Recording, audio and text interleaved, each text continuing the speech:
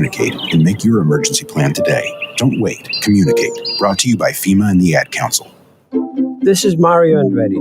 You know me as a race car driver, but I'm also a Meals on Wheels volunteer. I've raced against the sport's biggest personalities, but I've never met more vibrant, amazing people than the seniors served by Meals on Wheels.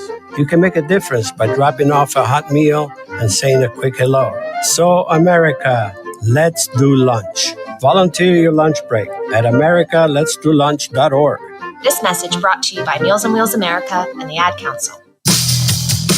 Melodic Live is your home for high school sports. We have all the scores on our social media platforms throughout the games. Enjoy our timely updates from local area schools year-round. You won't get the consistency and reliability from anyone else. Our number one priority is servicing our fans and getting them live news as it's happening. Follow us on social media, Twitter, Facebook, and Instagram at Melodic_Live. And remember, our fans come first.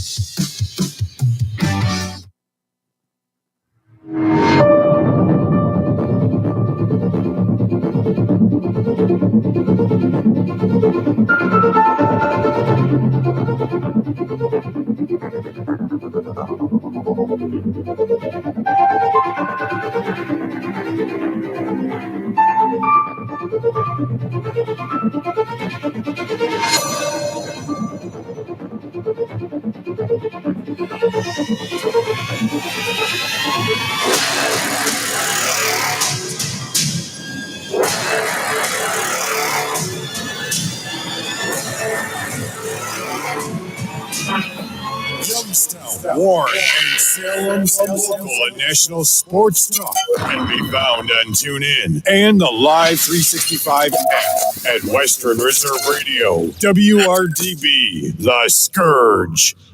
Discount Power Sports at 778 North Main Street in Hubbard is hosting a raffle for a 125cc Pentora ATV. Tickets are $30 each, and 100 tickets are available. For each raffle, when those 100 are gone, a winner will be drawn and a new raffle will begin. Tickets can be purchased at any Hubbard home game or at 778 North Main Street or by calling 330-717-44441. $1,500 from each raffle will go toward a scholarship for the Hubbard Youth Coalition. WWE superstar Alberto Del Rio. Take one.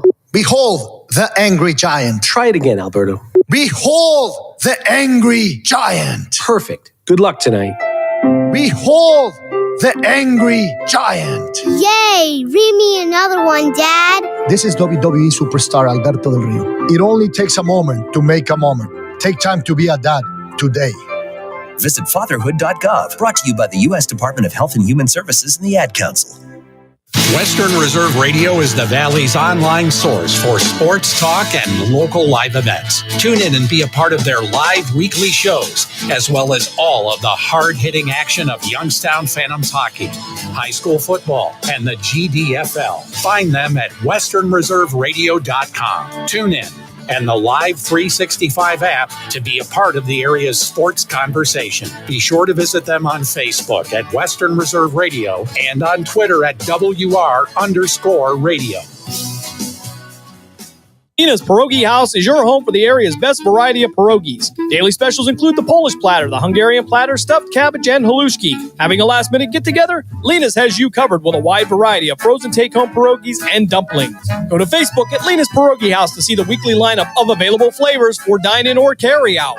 Catch the best at Lena's Monday from 10 a.m. to 4 p.m. and Tuesday through Friday from 10 a.m. to 8 p.m. 20 North Main Street in Hubbard or call 234-254-8532.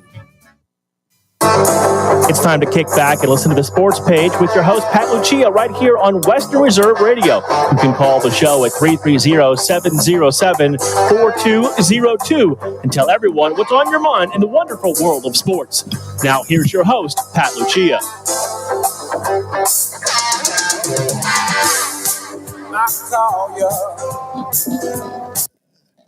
Saturday morning sports page, Pat Lucia, Dave Clark. 330-707-4202. Get into the wonderful world of sports. Got a lot to get to. NFL. Now we're really into the meat of the schedule. We're going to break down some teams, what they're doing. College football, obviously, the Buckeyes now coming off their second bye will play Nebraska today at noon down in the Horseshoe in Columbus, Ohio. Last night, for those people that did not stay up for the World Series, and yes, I'm a Yankee fan, and no Yankee fan is happy this morning. They lost 6-3. All I could say is they were the typical New York Yankees. Gleyber Torres couldn't field a throw in from Juan Soto in the 8th inning, which it was a shot off the wall by Shohei Ohtani, and it should have been a double, but since Gleyber couldn't handle the throw from Soto, who they gave the error to, which I don't know why any of this makes sense, but ultimately Ohtani ends up at third with one out, and sure enough, Mookie Betts hits that sac fly. Shohei scores. It's 2-2. Yankees get a run in the top of the ninth due to 2 stolen bases by Chisholm. But then in the bottom of the ninth, and they ended up getting a run on an infield hit, so Yankee fans think, hey, we might pull this game out 3-2. Sorry, Yankee fans, it doesn't go that way because bring in the reliever, who I don't remember his name off the top of my head. He puts 2 guys on. He gets the out. And ultimately, they bring in Nestor Cortez, who Boone decides to walk Mookie Betts to load the bases. And sure enough, Freddie Freeman, next pitch. Now, Nestor Cortez has thrown 2 pitches. He got Shohei Ohtani to fly out by a great play by the Yankees. And then ultimately, Freddie Freeman hits a grand slam and lights out, and you lose Yankees 6-3.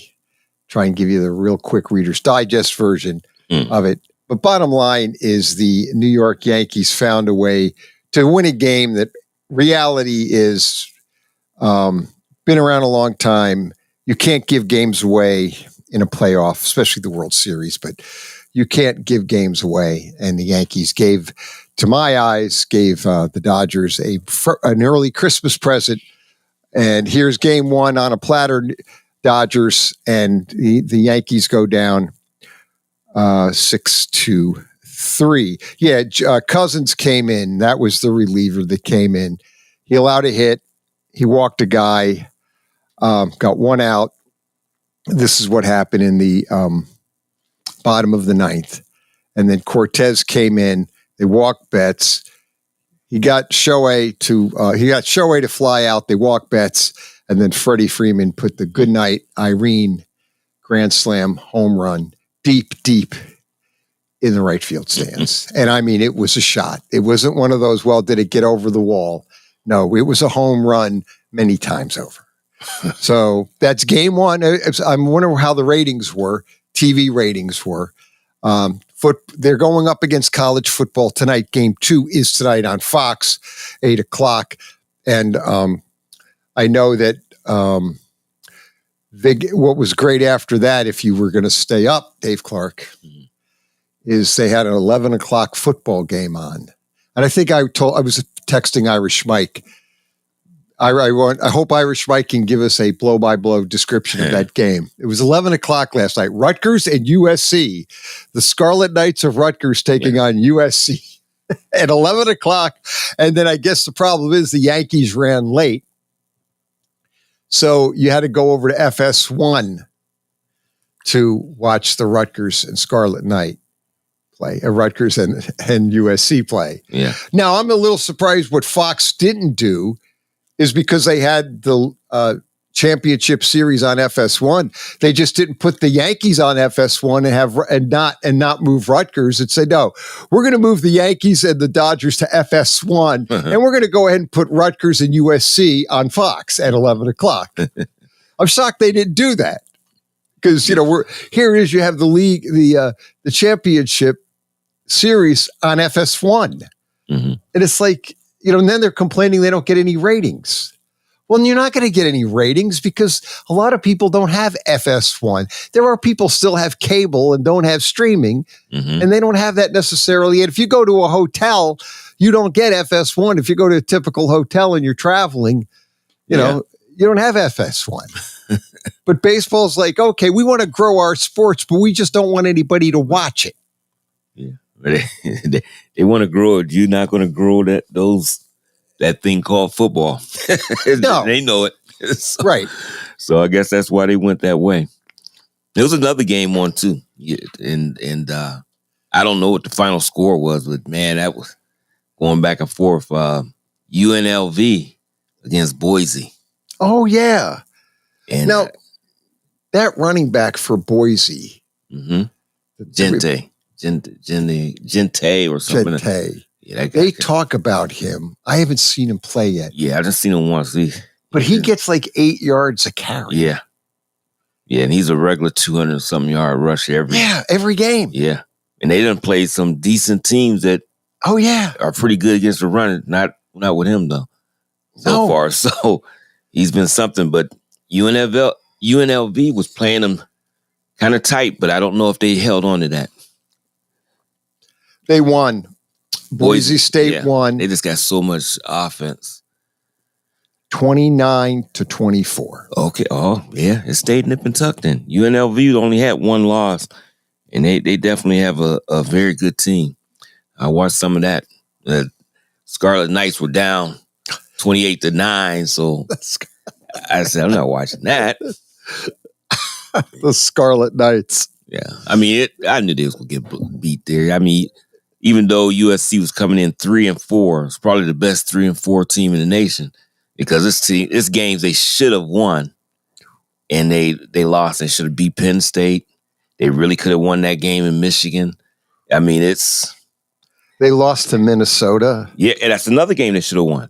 They were flat. Then they tried to see that they could play. They was right with them, but not too little, too late. So, that's 3 right there, and that changes your team to a 6-1 team instead of 3-4. So. But it's one of the best teams. It's a team that if you are a high-ranking team, you may not want to play them. That could be a problem for you. Yeah, USC basically, though, the fans are not happy with their coach, Lincoln Riley. And they're looking, but I believe he has an $80 million buyout. Yeah, they just better leave that alone right now. Anyway, even if he didn't have a buyout. I mean, are you kidding me? You got to pay 80. That's Jimbo Fisher. Yep. They got to pay him. I always look at, they get it in an uproar, but then you say, who are you going to put in there? Who are you going to get right now that you know of? More than likely, the only thing you can do is try to lure somebody from another school. You just got to stand pat there. Those games that I can't say coaching lost it. They just lost it. They just, I don't know. I mean, slow starts against Minnesota, against Michigan. Get down and you can't. And then you're on the road. Think about that. All those games except the Penn State game. That was at home. Those other ones were on the road. Yep. So. But unfortunately, your USC fans but you used to win. You got a tradition. They don't want to hear that. They don't want to hear. Yep. Loss is a loss. Could have won, should have won. Yep. What did Dandy Don Meredith say on Monday night when Howard Cosell was going on about if this happened and that happened? If Dandy said if ifs and buts were candy and nuts, we'd all have a Merry Christmas. Yeah, the late great Dan Don Meredith, I was great on Monday night, and very good quarterback for the Cowboys back in the day when the Dallas Cowboys were not very good and they became good, and he was very good. I thought, borderline great quarterback, but very good quarterback in his right. But great on Monday night. I think they should put him in the Hall of Fame because of his football and his Monday night personality. Yeah. When he used to sing out good, what is it? When they were losing. Turn out the lights. Turn out the lights. He sang that song when somebody was down. Yeah. The time the one guy got up, he was limping. He goes to Howard, I think he's got a hitch in the get along. Oh, yeah, that's for sure. Dandy Don. Dandy Don. Anyway, we do digress. Getting back to Ashton Genty from Boise State, I did want to throw these numbers because there's folks out there that think he should be in conversation with the Heisman Trophy. Well, they have. And he should be. Yeah, they said that last week. Yeah. He was in the top 2 right now. He is. Yeah. Mm-hmm. You can't deny what he's doing. Here's his numbers so far this year. This is great stuff. Oh, first of all, his numbers are he's 5'9" and 215. Mm-hmm. And I have not seen him play yet. And I do have to get, you can suck it up. Run. I'm going to watch a Boise State game. Here's the deal. He has 159 carries, 1,376 yards, 18 touchdowns. His average 8.7 a carry. Yeah, they say he's on pace to shatter Barry Sanders' single season rushing record, and I think it's like 2,600. You remember Barry Sanders was unstoppable that year. He won the Heisman. Yeah, that might absolutely unstoppable. That might have been the greatest record. I mean, running just overall player 1 year running the ball as Barry Sanders ever. I mean, Archie Griffin had great years with Ohio State, but it wasn't that. No, not that. It wasn't the Barry Sanders. And you got to look at Archie Griffin played for Ohio State with one of the best offensive lines around. Yeah. Oklahoma State was middle of the road. They wasn't bad now. It was like a 7-4, 8-3 team, right. But you didn't want to play them in Barry. Barry had big numbers. He did. He was an unbelievable player. Yeah. Unbelievable. For the record, Boise State has played 5 games. They have played 5 games this year. Last night was what, that's number 6? That's a recent game. Yeah, that I got to make sure that's right. I think that doesn't sound right. I think last night might have been number 6. That can't be right. Might have been 7 because these weeks went so fast. Well, yeah, it should be. And I guess that's the thing is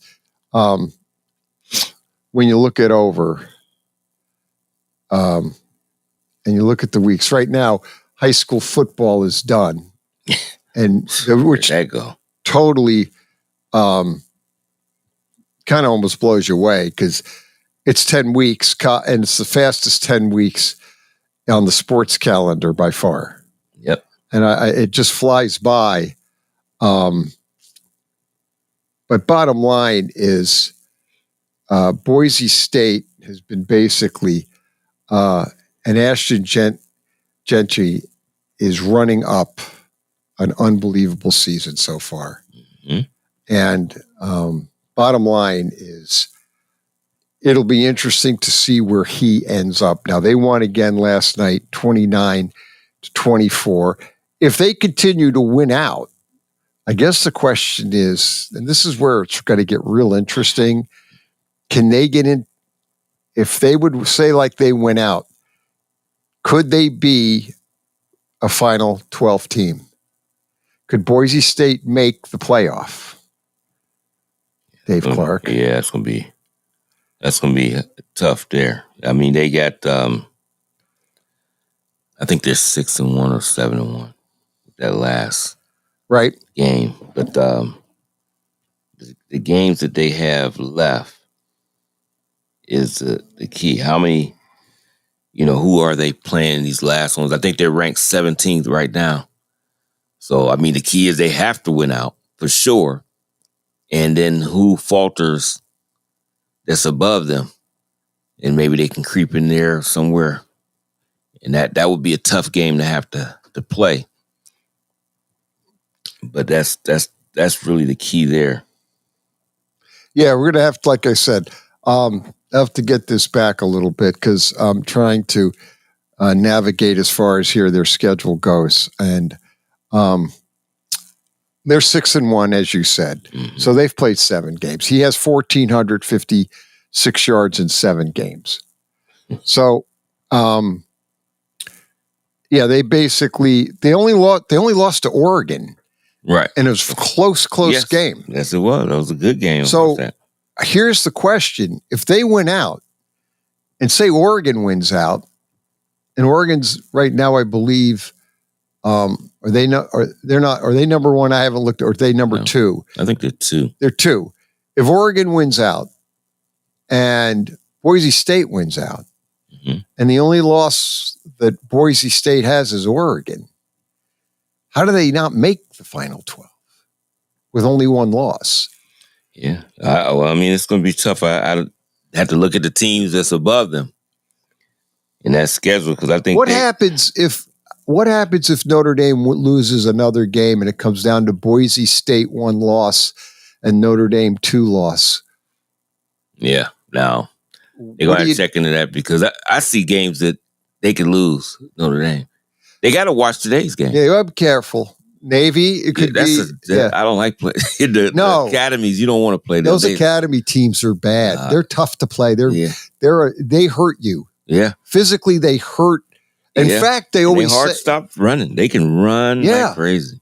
You know what they say, that what is worse with those, when you play like an Army Navy, you might beat them, but the next week you don't have any legs because they physically beat you up. Yeah. And those teams that play like Navy, and if you beat Navy, then you go the next week and your legs are shot. Yeah. And you lose because you physically have been taken out to the woodshed and beaten up by the Navy team. Now you might win on the scoreboard, but physically they just literally knock the crap out of you. Yeah, it's going to be tough. I'm telling you. So I mean, they have.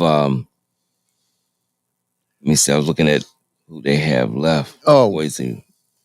Yeah, Boise State. Let's look. Real quick. San Diego State, San Jose, Wyoming. They play Oregon State, and they play Nevada. Okay. So. Yeah, they got San Diego State November. Yeah, next game is November 1st, San Diego State. Mm-hmm. And then the week after that, these are home games. They have Nevada at November 9th.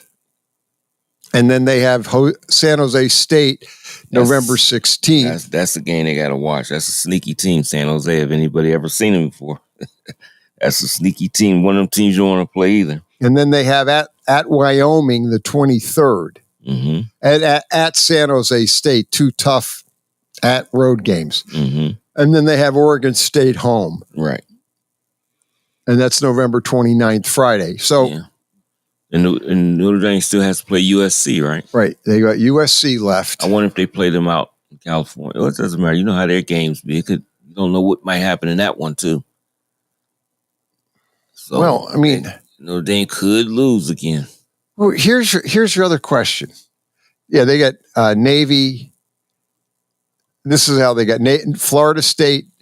They've got Navy, and then they're off a week.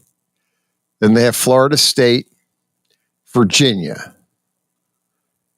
And then after that, you've got, let's look. Yeah, then they have Virginia Army, which is at Yankee Stadium, November 23rd. So I mean, they play Navy and Army. They got both. Yep, they got the two military. Yeah, that's. They have here. They've got MetLife. Today is the Navy game in MetLife, which is kind of a home game because everybody in New York love Notre Dame pretty much. Then they're off a week. Then the following week, it's a home game, 7:30 at night.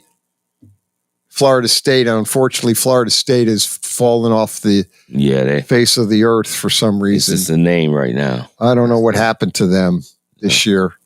It started with the loss to Georgia Tech, and it's just been like a downhill slide. It's bad. November 16th, after the Florida State game, is home, Virginia.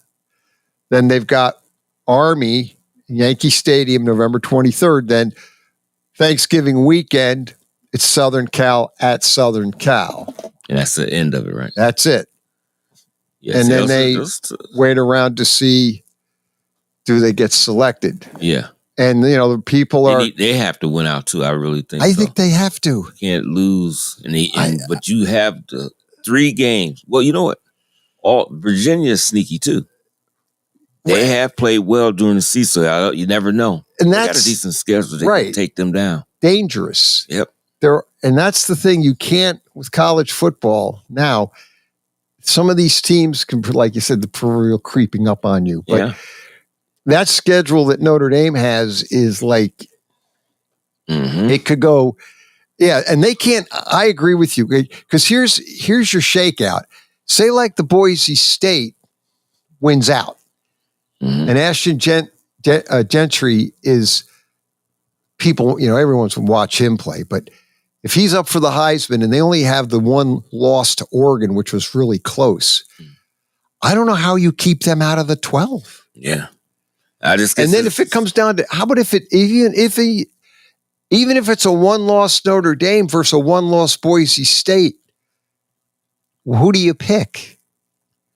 Because you got to look at their losses and look at Boise State's loss to Oregon. Yeah, if that's what they're looking at. Now, if they're looking at their schedule, I think Notre Dame's going to get in. I don't know. Yeah, I mean, they will with their schedule. They just will. Their national schedule. Because they are. You're right. They just will get in there. But you're right. One thing, Notre Dame can't lose another game. They can't lose any.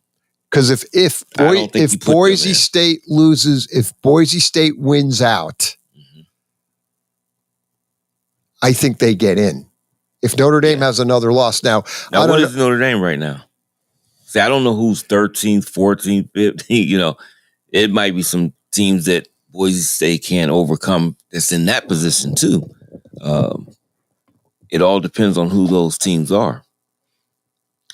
And that you're right. Yeah, I mean, that's why I don't know. It's early. The thing is, I guess it's too early. Yeah. For us to be trying to figure out. Yeah, maybe in the last 2 weeks, something. But right now, I mean, that's all I'll be worrying about. Who else besides Notre Dame? They got that cachet of the name and everything, and the history and the everything behind them. If they can win out, but I just think if they lose, and I'm telling you, they could lose to any. I mean, you don't want to play Navy and Army; those teams are. And it all depends on. It's not like they're going to go in there and have a cakewalk with USC because they lost games, but they've been in all of them. They're in all their games. They're right there. And USC may be in a situation. Actually, Oregon is rated number 1 in the country. They did go. Okay, they're number 1. Georgia's number 2. Penn State 3. Ohio State 4. Texas 5. Okay. Notre Dame right now sits at 12. Indiana, who's 7-0, is 13. Yes. Better be careful because Indiana could be especially Ohio State fans, be careful. Yeah, you got to watch that one. Because Indiana's got new coach. And they believe. He has come in. Got them believing they can beat anyone. And they absolutely took, we missed that one last week. We picked Nebraska and they got taken out to the woodshed. Yeah, I thought it was going to be a close. No, they beat them down. 56-7. There's no way I would ever thought that. No. Even if I said they won, I'm thinking 6 points. 7. No more than 7. They beat them by 49 points. That wasn't even a game. They beat them down. And you got to open your eyes that you can't sleep on them. And they're 7-0, like you said. And they're ranked, where are they ranked? 13th? Yeah. Their head coach is Kurt Signetti. Okay. And I know he came. He got them in. Believing. I have a good friend. They believe. A good friend of mine lives out in Indiana. His son is a head football coach for New Palestine High School. And they are in their playoffs. They just started, but they're undefeated. They have a tie, but that's because there was a rain delay. But his son knows or met this Kurt Signetti, and they have they talk and everything. And when he became coach, he said that when he walked in the door, he looked over the team and he said, I knew I had a team here that half of these guys were going to be gone. They weren't, and he came in and he just went to the portal. He went, portal. Recruit portal. Yeah. And see now, kind of like Dion. Yeah, but he gets ripped. Dion gets ripped, and that, you see, the whole point is right, and the reason is because he's Dion. He's played in the NFL, and he's and people, and it's because I don't want to get. It's the media. They love that. That's going to sell headlines. Yeah. Dion is headlines. Yeah. This guy's like who? No one knew. I'd be honest. I never heard of this guy. Right. But he came in and did it. But he did the same thing. Yeah, he looked at it and said, "These guys can't play. They're out." Fred Bielema did the same thing in Illinois. Yep, he said the same. He said the same thing. And the one that was Nebraska's coach, Matt Rule. He fussed about stuff. He did the same thing. He did the same thing. And they tried to push all that to Dion. Not those other guys, but Rule did. He was one of those guys that said Bielema didn't say anything. No. But Rule's like, yeah, all this. And he did the same exact thing. Because you have to. You have to. What do we say all the time? Yeah. Square peg, round hole. Why would we have those players? They're not going to fit my system. That's it. It's not necessarily they're bad players. They just don't fit in my system. And that's what I think we need to clarify here for a minute. We're not saying the players are bad. They just don't fit in that coach's system. Yeah. That doesn't mean they can transfer to other teams and be good players. They fit into the right coach with the right system to fit their strengths, the players. Yep. And that's what these coaches are looking at. They look at these guys and they figure out, okay, who's going to fit in? If they don't fit in, they said, go find another school. Yeah. And they do. And they do it early enough to let them get somewhere. Right. Which is all good stuff in my eyes. Yeah. Well, that was a quick half hour. Saturday morning sports page. Dave Clark, Pat Lucia, back after this. Western Reserve Radio.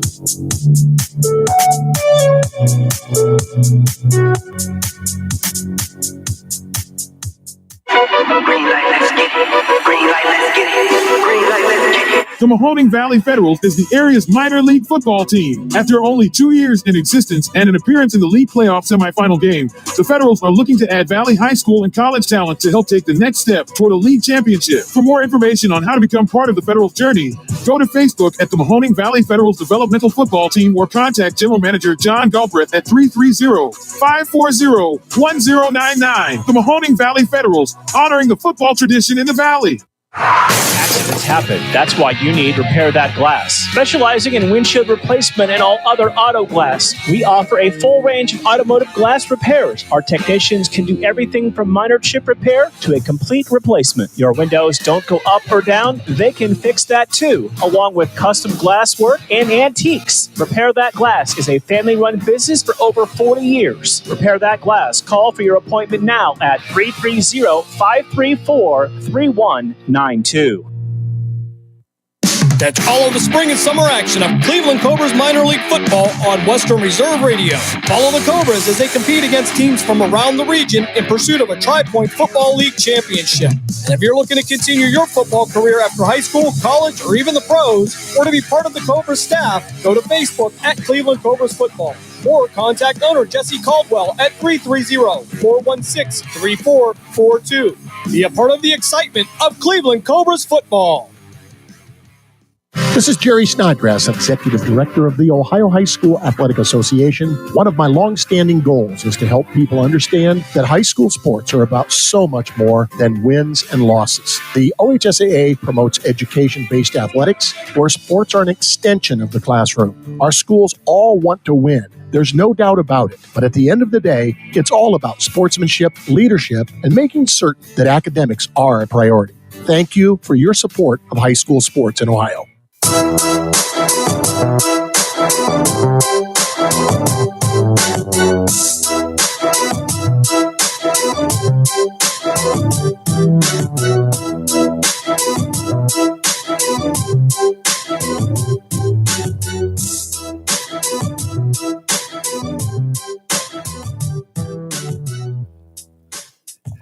Saturday morning sports page, Pat Lucia, Dave Clark coming back at you. 330-707-4202.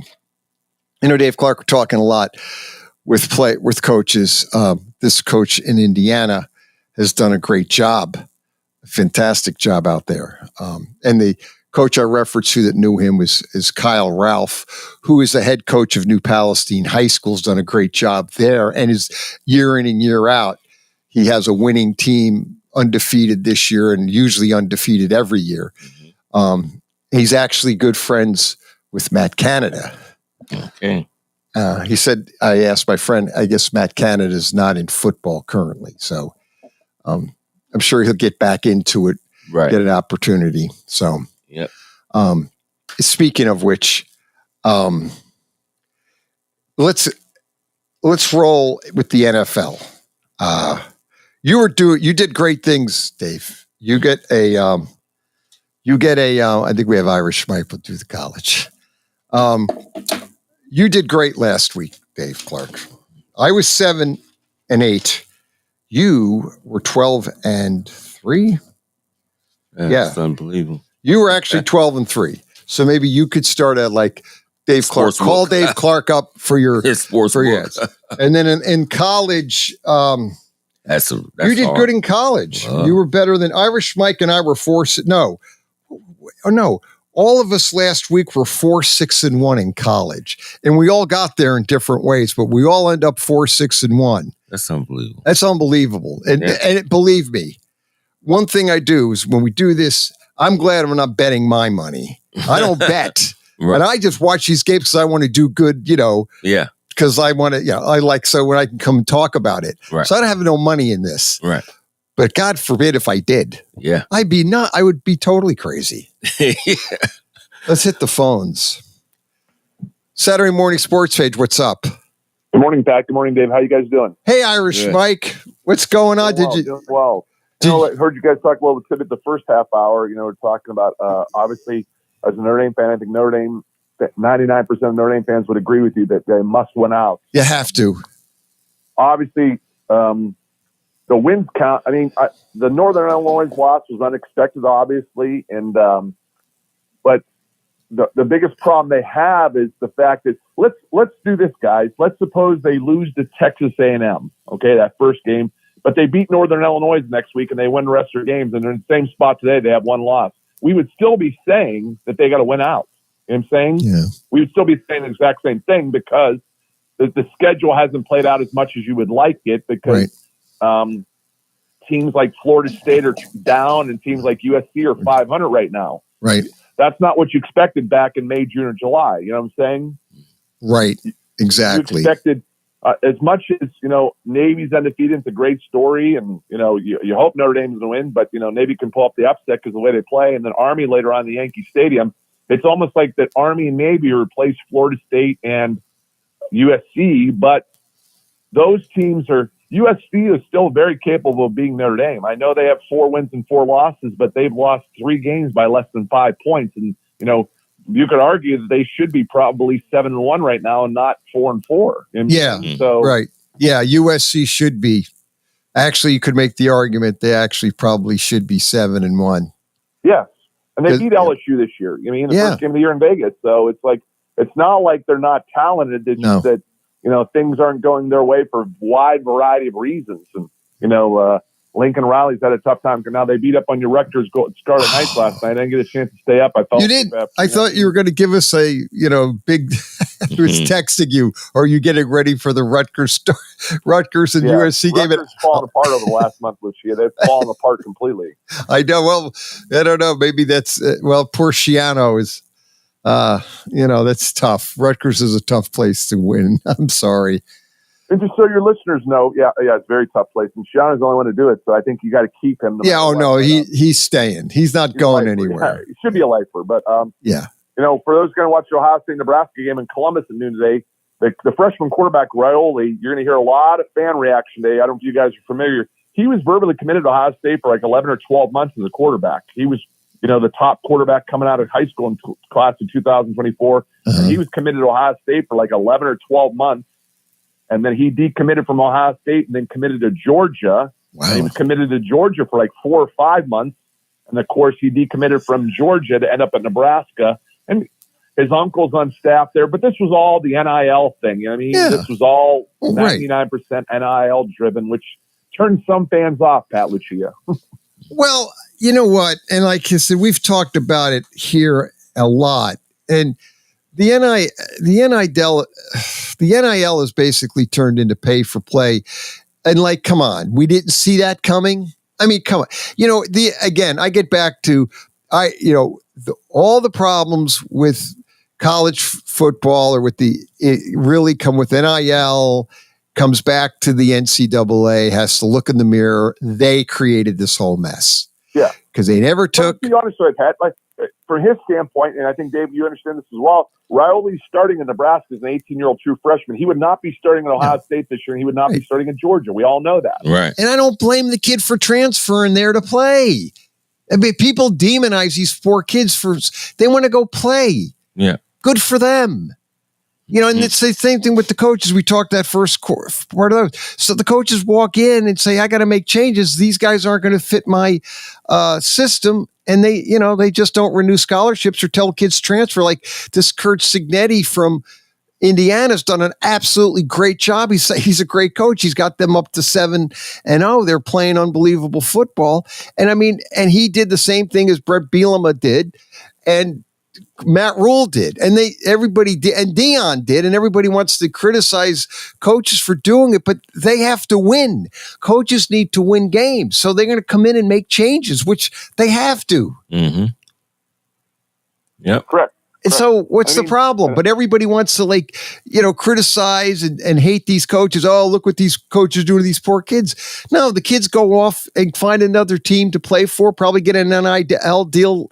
And NIL is basically pay for play. So, and people need to accept that. Now there's no rules and there's issues with people agents not living up to the parts of the NIL. And we know all that, but it is what it is.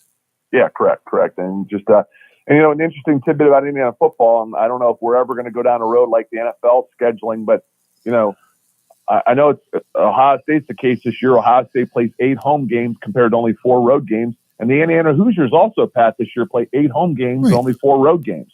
Normally it's like 7-5 or 6-6 for a lot of schools.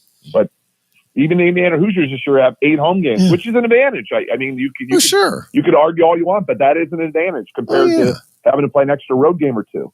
No doubt. Yeah, it's definitely an advantage. Well, what's going to be interesting is to see how well Indiana does.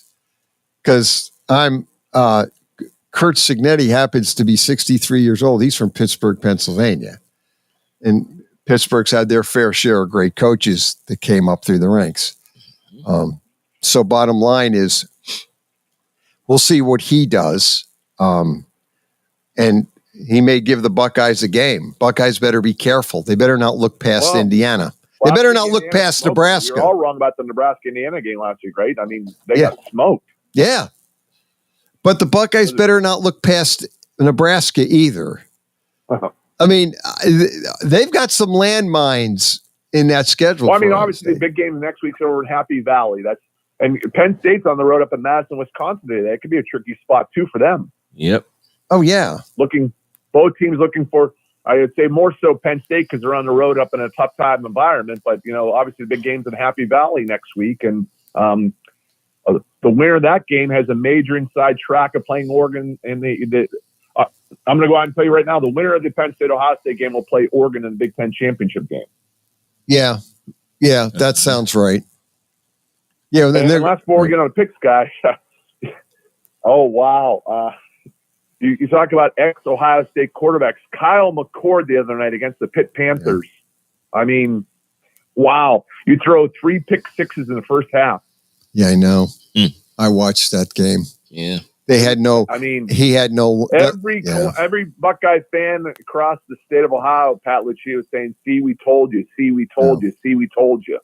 Yeah, I know they are. In fairness to his line, Pitt's probably a sleeper. Better be careful. Yep. But Pitt's defensive line Syracuse's that was no match, and that's what Kyle McCord never had a chance because that line just could not handle Pitt. They were coming, weren't they?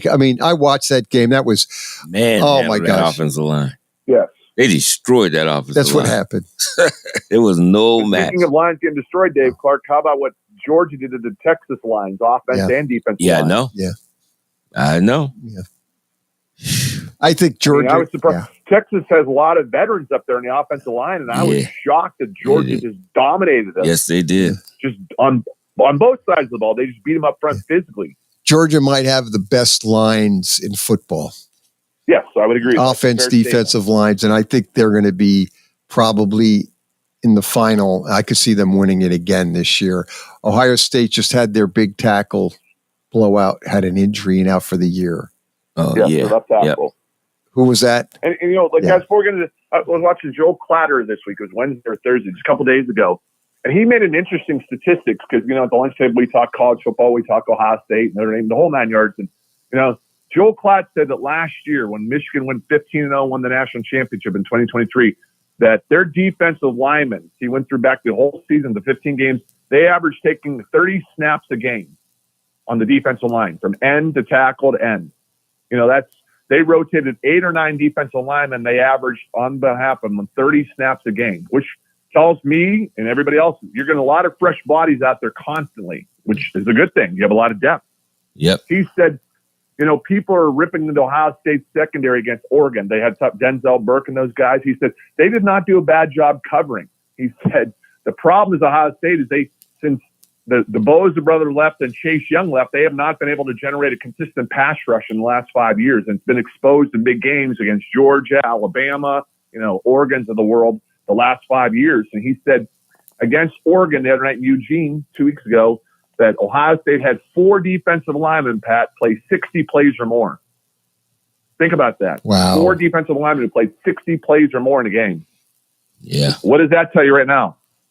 Well, That they don't have they're the depth. concerned about their defensive line depth, right? They don't trust some of those guys. No, they don't. No. Yeah, but you And he recruit said them. by, You should. by the second half, they were gassed and they could not generate any pressure because they were physically worn out. Yeah, you have to start trusting some of those guys. I don't care if you just get them in there for a few plays each time. Just getting that break would help those guys. Yes. I mean, you recruit those guys. You got to put that together. That you got to get them in there just to give them just a breather. Yeah. I have a buddy who teaches across from the hall for me. He's a diehard Ohio State fan. He lives, eats, and breathes in Ohio State football. And I tell him all the time, I says, Brian, I says, when you watch them play Akron and Western Michigan and Purdue and Northwestern and Maryland, everybody gets in the game. It's a happy-go-lucky. Yep. All 85 scholarship players play. Everyone gets a lot of playing time, a lot of high fives, and a lot of big scores, and people are happy. But you have to watch when they play the Penn States, the Notre Dames, the Michigans, the Oregons. You watch who plays in those games. That's who the coaches trust right there, okay? Yeah. Because all those guys aren't getting in the game anymore. You know what I'm saying, Pat? You know where I'm coming from. Oh, I know. No, you're 100% right. Yeah, Josh Simmons is the tackle out for Ohio State for the remainder of the year. He's out with a knee injury. Yeah, towards I think it's ACL. So he sustained it in week 7, and he will be out. So, and that's been the biggest concern for most Ohio State fans the last 3, 4, 5 years. Been offensive line and defensive line. That's been the big concern. Yeah, the line play and depth, having quality players up there. Are we producing NFL players, et cetera, et cetera? And that's where Georgia 5, dominates. 10, 15 years ago. Yep. No, that's where Georgia dominates. Hey, let's go ahead and hit our picks. We were all 4-6-1 last week. So I don't know how we did it, and we all got there in a different way, but we all ended up at 4-6-1. So gotcha. So Dave Clark, though, is the NFL expert. He was 12-3. So Dave could start one of those. With your pick. Yes, Dave could start one of those betting. Call Dave Clark for your pick. It's only $9.99. That's right. For $9.99. That's right. That's exactly right. Remember those days? Yes. Let's hit the games. Notre Dame, first game on the docket, noon today. Obviously, well, at ABC, East Rutherford, New Jersey, the place where the Giants think they're playing football and are not this year and many years to come. But Notre Dame is at Verse Navy. This is really a Notre Dame home game. But Dave, how do you feel comfortable? Navy's getting 13.5 points. Irish Mike. It's a lot of honestly, guys. I'll take Navy plus 13.5. I mean, obviously they're a high scoring offense now. So people question their schedule and who they played so far to get to 6-0. Yeah, because they are. Points, Notre Dame struggles this year coming on offense, specifically throwing the ball downfield. But Leonard's been a good running quarterback, but as far as passing quarterback, he's been probably a C+ at best. So I'll take. I can see definitely Notre Dame winning the game, but I think Navy covers the 13.5, so I'll take Navy. Dave Clark? Yeah, so I think I want that too. Yeah. I'll take Navy too. I agree with you guys. I think across the board, Notre Dame wins, but they won't cover. I think Navy will be hanging around them long enough. Let's go next to Washington at Indiana. Big Ten Network at noon. Washington lost to Iowa last week, 40-16. No, they were off. Their bye last week. Week before they lost to Iowa, 40-16. Indiana, as we talked about, won 56-7. We picked that one wrong. Lost to Nebraska 56-7, which I don't think anybody saw that one coming. We certainly didn't. But saying those things, 6.5 points. Washington is getting 6.5 points on the road in Indiana. And I believe the reason why the line's so low, Pat, is Indiana lost their quarterback last week for about a month, but he broke a bone in his thumb, so the quarterback for IU is not playing. Okay. Having said that, Washington, when they traveled across country, didn't look pretty bad. So I'll still take Indiana at home. They giving how many points they giving up? 6.5 to Washington. Yeah, and they coming over at noon. No, it's 3:30. It's a nooner. It's a noon game, and I'm gonna take. I stay with Indiana. Me too. I'll go Indiana too. Let's go on to Oklahoma at Baylor. This is a 3:30 game on ESPN today. Oklahoma lost to BYU 38-35. Baylor beat Texas Tech 59-35. 59-35. I wonder what the over on that game was. Anyway, Baylor is giving OK State 7 points. So road Baylor, OK State gets 7 points at Baylor.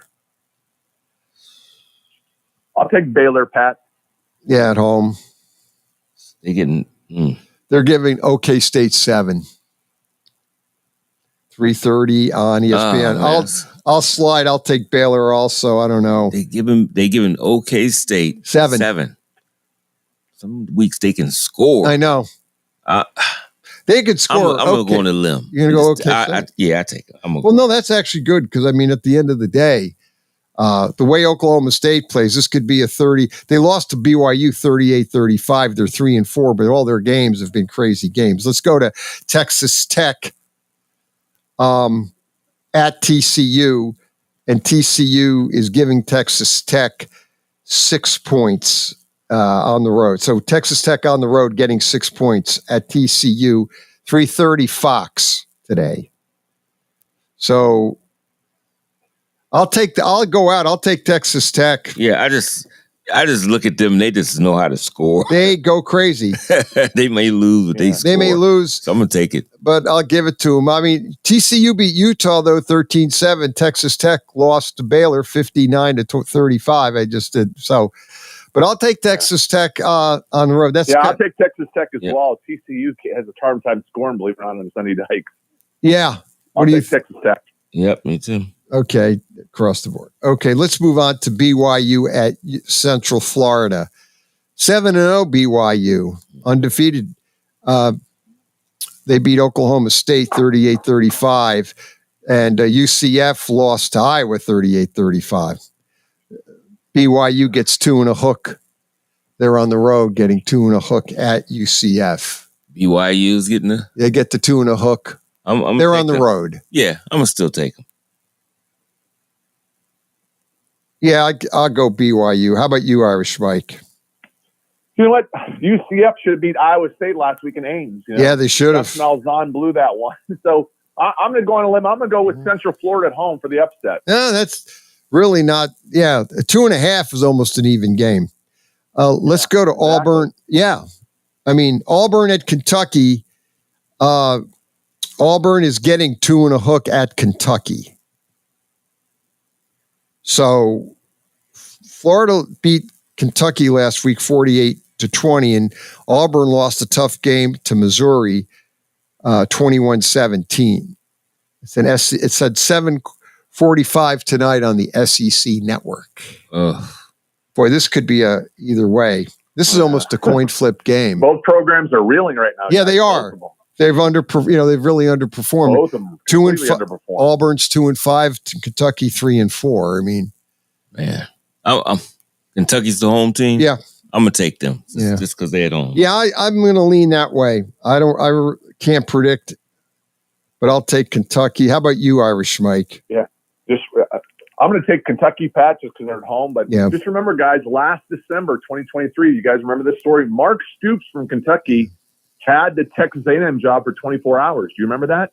Yeah, he did. When the fan base found out they were hiring Mark Stoops, they went ballistic. Do you remember that? Yeah, they did. And that's how they ended up with Mike Elko from Duke. And now they're in the top 15 in the country. So I bet you a lot of Aggie fans are breathing a sigh of relief that they almost threatened to pull their donations because they were going to hire Mark Stoops. Yeah. So I'll take Kentucky just because they're at home. No other reason. LSU at Texas A&M tonight. Our favorite coach, Brian Kelly, on the road. Playing well. They're playing well. They're 6-1. Texas A&M is 6-1. LSU and Brian Kelly get 2.5 points on the road. 7:30 ABC game. And they're both undefeated in the SEC, right? Because A&M lost to Notre Dame and LSU lost to USC. So this is for first place in the SEC. Yes, it is. Right? Yeah, because else has a loss. They all have losses, right? Yeah, I mean, these are Kyle Field, right? Yeah, down in it's the 12th man. Yeah, the 12th man. Boy, that's going to be that's going to be tough. That's a tough one. There. I'll probably be watching the World Series and have this on the tablet, or vice versa. Well, I'm going to use here's an analogy I'm going to use. Beginning of the year, Notre Dame beat Texas A&M down in Kyle Field for their only loss. If Notre Dame can do it down there, so can Brian Kelly. So I'm taking LSU. Mm-hmm. Yeah, that's what I'm going to go with too. Yeah, I as much as I want to take Texas A&M at home, man, they're tough to beat at home. But Kelly always seems to have those guys playing. I'll go LSU. I know we kind of agreed across the board. Let's go to Penn State at Wisconsin. Penn State coming off a bye week. They beat USC, was their last time out on October 12th, 33-30. And then Wisconsin beat Northwestern 23-3. They're 5-2, Penn State 6-0, and Wisconsin's getting 6.5 hook at home. So the home underdog, Wisconsin, getting 6.5 points. This is a good one because you got to just Wisconsin getting the home dog. Penn State might beat them, but do they cover? Yeah. Penn State's coming up a bye week, right? Yes. Because they played 2 weeks ago against USC out in LA, and they won that game, right? So, correct. That is correct. I'm gonna go with Wisconsin home in the points. Yeah, just gonna take a flyer there. I could see Penn State still winning the game, but being much closer than people think. I'm gonna take Penn State. Oh, and lay the points. Okay. Yeah, I'm gonna lay the point. Yeah, that one's a tough call. I think I'll take Penn State too. Lay the points. I don't know that. I just think they're a step above. But hey, you might be right. 6.5. They may win by the field goal or less. And next, the last game is obviously always a good game. It's 10:15 tonight on ESPN. Cincinnati at Colorado. Our man Dion laying 4 points to Cincinnati. Cincinnati's 5-2. They beat Arizona State last week 24-14. And Colorado beat Arizona 34-7. I mean, Dion seems to start to right the ship. The team's really starting to play well. He's 5-2. A lot of people didn't think. Yeah. I remember, Dave Clark, this is a league game right here. Yes, this is a Big 12. I know, it is. Yes, Cincinnati and Colorado were Big 12. I know. Yeah, if there was a test on this, I would fail. Oh, my gosh.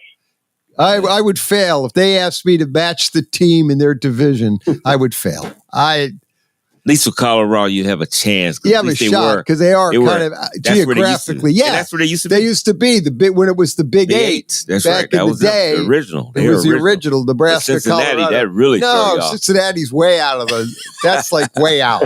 Right. Hey, Dave, Lucia is old enough to remember the Big Ten actually had 10 schools. Yeah. I know, I do. Yeah, me too. Yeah. Oh, I remember it. Yeah. When I was going there were Ohio State played Penn State, That was their out of conference schedule. Now, 1975, North Carolina, Penn State, and UCLA. Yeah. That was their that was out of conference. Right. That's when they played teams. That was legitimate.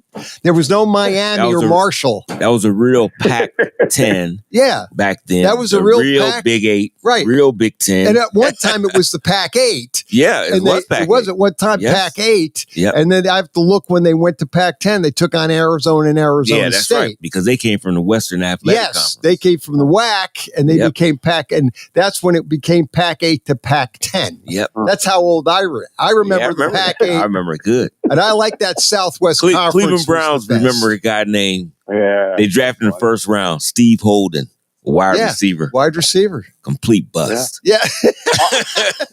He was great in college, though. Just because they're in Boulder, I'll go with Colorado. Yeah, Me too. Yeah, I'll take Colorado, too. Yeah, me too. I know. Tom, your period talking about 70s, then they used to call the Big Ten, Pat, the Big 2 and the little 8. Yeah, it was Michigan, Ohio State. Because Woody and Bo would just dominate. Yeah. And if you look at the 70s, I believe that I believe every year either Michigan or Ohio State won the conference or they tied. Yeah, because somebody else. No one else ever did. Yes, a couple good games by Michigan State, maybe. Michigan State was Purdue, in there kind of sometimes. Yeah. That's it. Them other teams got destroyed. They did. The only thing happened at Michigan State back in 1978, they had a quarterback named Steve Smith, and Kurt Gibson was a wide receiver for Michigan State, and they beat Michigan. They upset Michigan that year. I remember it well. Yeah, I remember that too. Yep. That's right. Yeah. Steve Smith and Kurt Gibson was a man. I just knew he was going to the NFL. And I hate to bring this up to Lucia, but Dave Clark, we had a reincarnation of Kurt Gibson last night. Yes, we did. Yes. 1988 all over again. Hey, guys, have a great weekend, Dave. All right. Thanks, Irish Mike. Saturday Morning Sports Page back after this.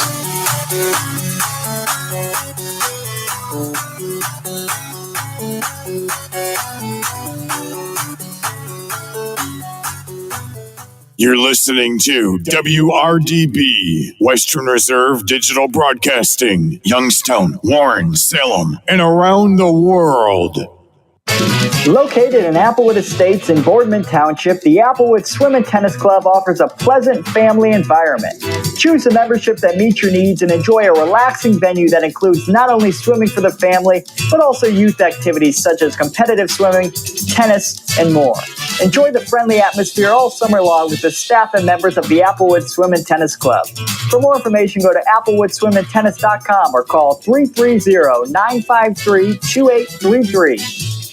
During the fall and winter, grilling season never ends, and Gessler Propane is your local supplier that makes sure you get your hard-earned money's worth. Why go to gas exchanges to pay higher prices for tanks not filled to capacity? Gessler Propane makes sure you're prepared for year-round grilling with 100% filled tanks at a reasonable cost. See Bob Monday through Friday, 10 to 4, and Saturday, 9 to 3 at Gessler Propane, 702 Youngstown Poland Road, Struthers, or call 330-755-9119. Gessler Propane. They got gas.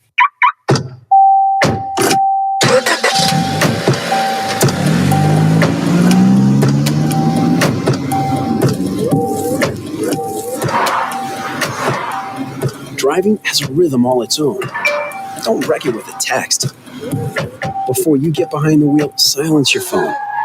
Or better yet, designate a texter.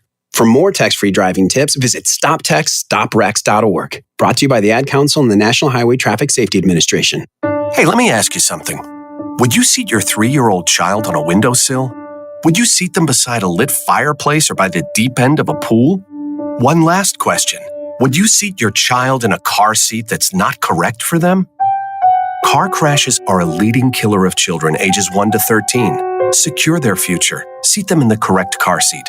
For more information, visit safercar.gov/the right seat. A message from the National Highway Traffic Safety Administration and the Ad Council.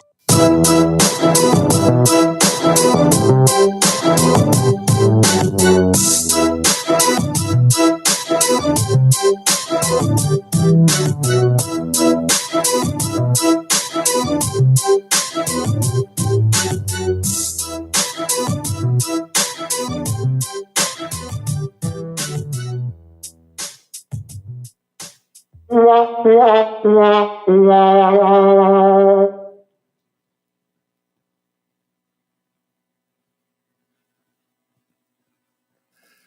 right back at you, Saturday Morning Sports Page. 330-707-4202. Get in and talk sports. Every Saturday morning here on Western Reserve Radio. Dave Clark. A lot to get to. Let's get to the pros. We talk college, little football, little World Series. Yeah, Kurt Gibson is alive, I shouldn't say. But the Kurt Gibson 1988 home run and last night's Freddie Freeman's grand slam, boy, that did bring back memories. And that was very eerie when he hit that home run on the first pitch. I thought of Kurt Gibson. Mm-hmm. When he hit it off of Dennis Eckersley. I'll never forget that. And last night's home run, Yankee fans aren't going to forget that one either. Bet. That's for sure. Let's get to the NFL. Oh, Dave Clark. Where do you want to start? Oh, boy. The teams in New York stink. New York City, not New York State. Buffalo is the only team. Yeah. The Giants are terrible. And they're going to continue to be terrible. The New York Jets. See, I don't know what to say about them. I mean, I look at it, I don't know. You know what? They got enough to do something with, but I just don't know. I absolutely don't know. Both teams are 2-5. I wasn't actually aware of that. Yeah, I thought because I thought the Giants were worse than the Jets, and the Giants had a worse record than the New York Jets, but they don't. No, that's why this. So 10 games left now. They can you right the ship I think in any kind of way. The Giants have scored 1 touchdown at home. Yeah, 1 touchdown. That's bad. I watched them last week against Philly, and we both picked the Giants, by the way. That was the only... You got 3 games wrong. That was one of them. Mm-hmm. I got 8 of them. Stay with my normal and just Philly, but I just felt they were playing flat. But I wasn't thinking about the Barkley revenge, this, that, blah, blah, blah. Yeah, he acted like he was on a mission. He ran them into the ground. Oh, yeah. That offense, everything, they look good, period, Philadelphia for once. I believe he almost had... I think the Giants' total yards was like 199, and Barkley had 176. Yep. So Saquon Barkley almost had the same amount of yards as the Giant team. That is how bad the New York Giants are. And I get news. I think he won't do it. But I look at the GM's been there. This is his 3rd year. He took over for Gettleman, and Gettleman screwed up the team, hired bad coaches, and I know he won't fire Schoen, the GM, and he won't fire Dable because they're both kind of at the hook, tied to the hip. But they're going to be, as long as you keep the GM there, they're not going to win, and they're going to be a bad team. They're not going. There's no horizon here. They're going to get better. They're rebuilding. They're going to have a good team. No, they don't. They have a bad team, and it's been a bad team. The worst thing that happened to the Giants is they got into the playoffs, which was fool's gold against Minnesota, and won that game against Minnesota in the playoffs. And the Giants, we got a good team. No, you didn't. You got lucky. Yeah. Last season was an unmitigated disaster, and this year is going to be an unmitigated disaster. Yeah. And you're not going to change the GM, and you're not going to change the coach. And the team has not improved. And now you lost your best offensive lineman. He did not play. Andrew Thomas was out last week and out for the year because I believe it was the Liz Frank injury. He needed surgery on the foot, so he's done. Yeah. And Evan Neal, who you drafted from Alabama, can't even make the starting team. He's not even, he can't even, the makeshift offensive line doesn't include him because he's not any good. Yeah, I don't know. I mean, they drafted Neal and Thibodeau and I believe it was 2 years.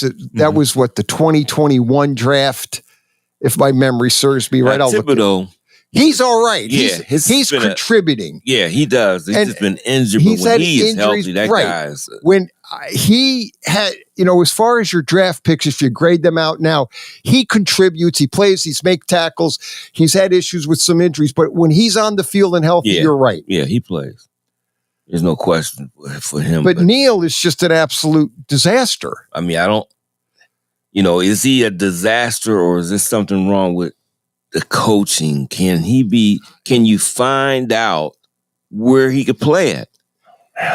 He can't even. I mean, usually they take those tackles and slide them to guards. Yeah, or something. I mean, all kinds of things. They usually do that. I mean, usually if the guy can't handle the DN, the speed guys, you move them inside. They slide them inside, and they can function and be pretty good as a guard. Yeah, but he is so bad. Evidently, I'm just saying, because they can't even do that with him. Yeah, that's why I don't understand.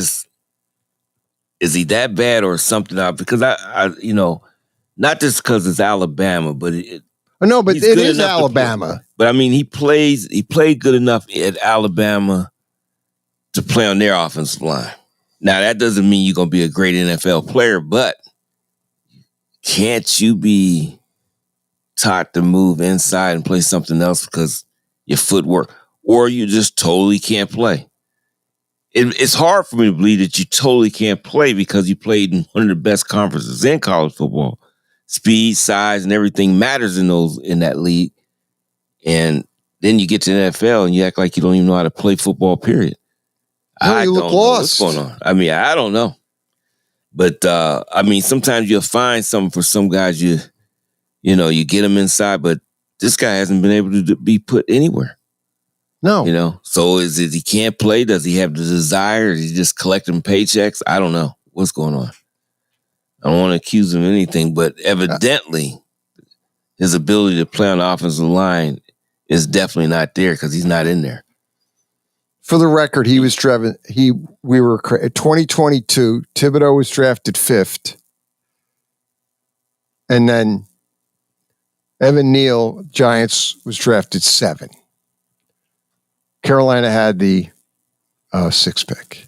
And you would think that when you look at that on paper, you say, that's pretty good. I mean, you're hitting both sides of the line. You're thinking the right way. Get my defensive line going. And we need sacks because they didn't at the time. They didn't have no pass rush. And so we're getting a guy like that. And now we get a corner piece for our offensive line. He has not done anything. He's not even in the lineup. No, nothing. He's done nothing. He's on the bench. Yep. He's on the depth chart. Andrew Thomas hurts a. I guess he's a backup. I guess he's on the depth chart as a backup. Yeah. Is that what he is? I got to look. Yeah. Yeah. I mean, that's what it makes me wonder. Now, is he on a depth chart? Because it's a two thing. They got a depth chart, then they always got swing players. And the swing players, that means they can just up and down the line. They can just use them all up and down the line. That means they're not even second team most of the times. You have a swing player. Unless they're top of the line type swing guys. Now, those guys are depth. They'll be the first guy to come in anywhere, any position on the offensive line and help you out. But this guy's name is not even mentioned. And I mean, he was drafted in 2022. So this is year 3. And he's not even in the starting lineup. Right. I mean, probably after this season, you got to think about he's got to go. He's the backup to the right tackle. Yeah, he might be let loose after this season. You can't just be keeping, bodies around just to have them. And their offensive line is terrible. On top of it, this makeshift offensive line, I believe Jones. Where did Jones get sacked? I think did he? How many times he got sacked? Last week, was it 8? Yeah, I think it's something like that. And they benched him, and they brought in Drew Lock, and he's not any good either. They don't have any. That's what I mean. And the thing I have with Drew Lock, he can definitely make every throw. He can, but he just slow on his reads, force the ball. All those the type of things what he do. He has to have a complete clean pocket, right, to be able to be successful, and that's not happening behind that offense. No. And here's the problem you have: it's still the jury's out because that offensive line is so bad. And this is what I kept saying: Saquon Barkley, look what he's doing with a good offensive line. How great he is! Yeah. All the years with the Giants, he showed flashes of, being a good player. Then other times he was hurt or he didn't play as good. But I kept saying the offensive line is so terrible. Yeah. That he was running behind a really lousy offensive line. Now he's got a good offensive line, and he's a great player. In fact, if he continues this up, he'll be in the Hall of Fame. As long as he's away from the Giants and that terrible offensive line. Yeah. So I don't know. People keep going, well, the Giants are going to go after a quarterback. It won't matter. Yeah. There was rumor that they were going to, Stafford was on the block and Cooper Kupp was supposed that changed Thursday night. Yeah. Yeah. And sliding over into that game. And you should not trade Cooper Kupp because when that team is completely together, Nakua, Robinson, you got all those guys. Right. Now Parkinson been doing a good job at tight end. You don't have your Higbee, who's good. Right. He's injured, but Parkinson been doing good. And then Kyron Williams. And then you bring Blake Corum in. Yeah. Back. Man, come on. They when their offense is going like that, they got everybody healthy. They're a problem because the defense plays better. They're not on the field all the time. Right. And Stafford still can pick you apart. He does stuff. He can make. He makes his throws. I mean, he played. Was putting them right on the money. He was unbelievable. They played a great game and they picked apart that Minnesota defense. That's a good defense. It's a good defense, and they picked it apart. Yes, they did. I mean, Stafford was making all the right reads. They showed that a lot too. Just look at him, just scour the field. Just say, "Oh no, I don't want that." Oh, check it down. That's too long. I'm holding the ball too long. Check it down real quick. If they stay healthy, they may win that division because it's wide open. It's wide. So the 49ers are a mass unit, and we got to get to that game. They got the Cowboys this week, which be an interesting game. I think so, and it is. The Giants are playing Monday night against the Steelers. That might be an unwatchable game, especially if the Giants, because boy, they should keep them out of prime time altogether. They don't play good on prime time. They just don't play good. And the Giants actually play better on the road than they do at home. Yeah, they do. They'll probably put in a decent performance. They actually might surprise everybody. But it's just pick Mike Lombardi. That idiot, that idiot, the guy, Mike Tomlin, the guy they call an idiot. Yeah, no. This guy knows his football team. Well, and they always be ready. Right. And they want to fire him. Quick. They were talking last year, and it makes me laugh. First of all, what was funny, I listened to Mad Dog Russo. Mike Lombardi actually took the Giants on the points against Pittsburgh. Yeah, I know. I was a little surprised by that because after you watch the Giants play against Philadelphia, but I could see that. I could see the Giants making a game of that on Monday night and surprising everybody. I still don't think they could beat Pittsburgh. Yeah. But I just can't.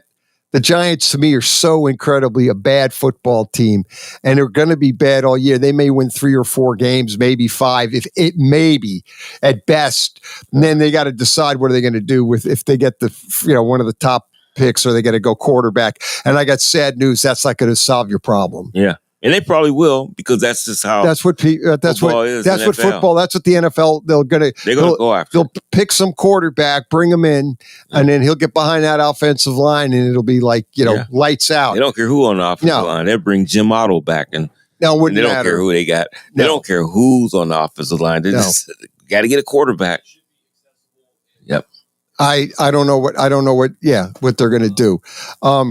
Pittsburgh, though, you were saying about.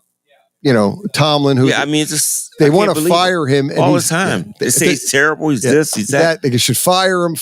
He can't win in the playoffs. And the funniest part of that is I've said this time and time again. Rooney and this is you could take this to the bank. Rooney is not going to fire him. Yeah, he doesn't panic. That's why they don't panic. Their front office does not panic. Won't and he's not going to fire him. Right. And people keep saying, well, he can't get he's not winning in the playoffs. And Rooney's are funny. They don't say anything. Right. And then when they think they have to, they say, no, he's not going. He's under our contract. Like there was talk about Tomlin going to another team. And Hick Rooney said, he's not going anywhere. He's here. We have him under contract. No, we're not trading him. No, he's here and he's going to coach for us. Right. If he wants to retire, he retires. The only way I see him going somewhere else and steady coaching is, let's say his contract was up this year. If it gets up and then they decide they'll just do it that way. They will not fire him. But they think he signed an extension. Yeah, I thought he did. He did. Rooney, after all the huddle, but it was, I think, a month or two ago, Tomlin signed an extension with Pittsburgh. Yes, he did. And and it's surprising too, because we talked about the Russell Wilson thing. Only thing I can think of, he wanted him to start. Remember, I did say this. I said, well, he figured start him against the Jets, a formidable defense. If he can't play up to this par, I felt that's what was going to happen. If he can't play, then we have to go back to, they'll go back. They say, well, no way he can't go back. I said he could go back to him because he didn't say that Wilson is the starter all the way. He said, I'm starting him this game because he figured I'm not going to bring him in against some lackluster defense. Let's see what you can do under fire. Yeah.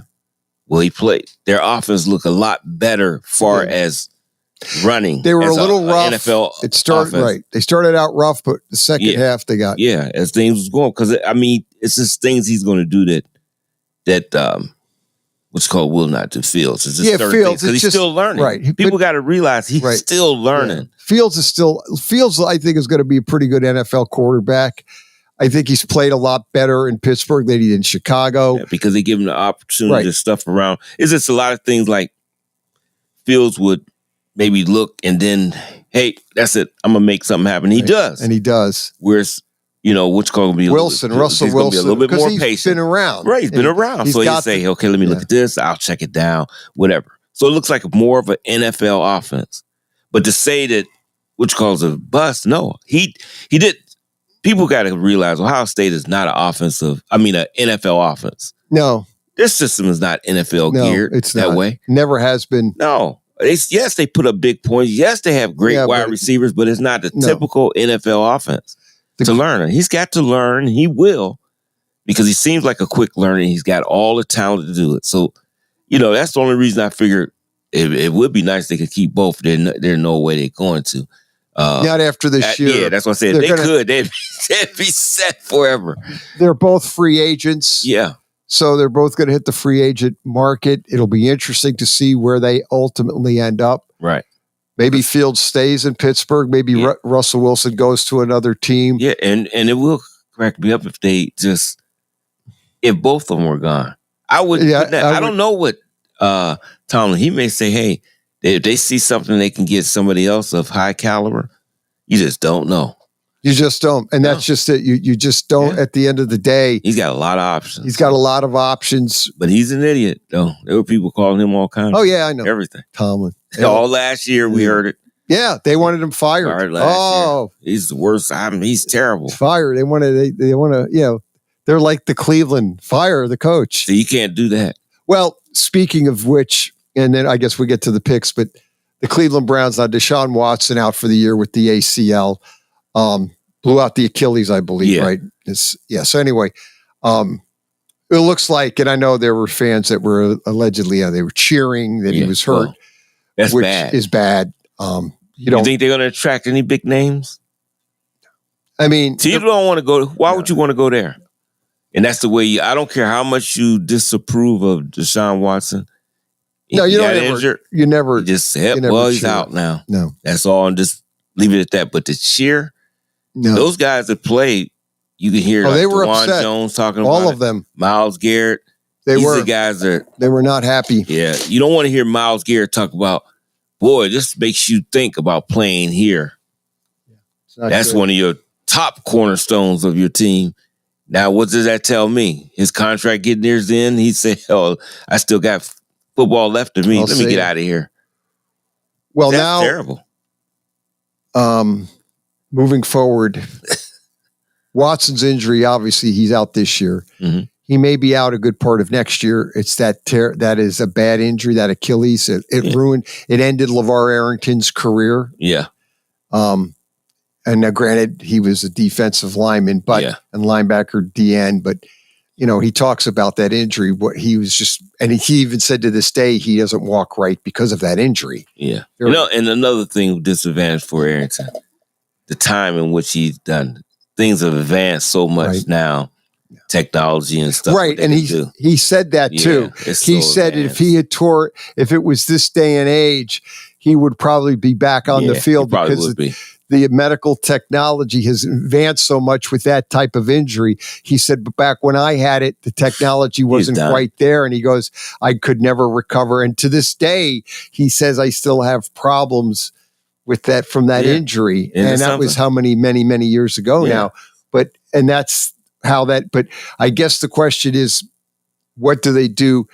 Watson now, people believe he will never play again in Cleveland. Yeah, I think that. And I tend to think that because that injury will carry into next year. Mm-hmm. And if it's really go to the year, he's going to be well into October, even November.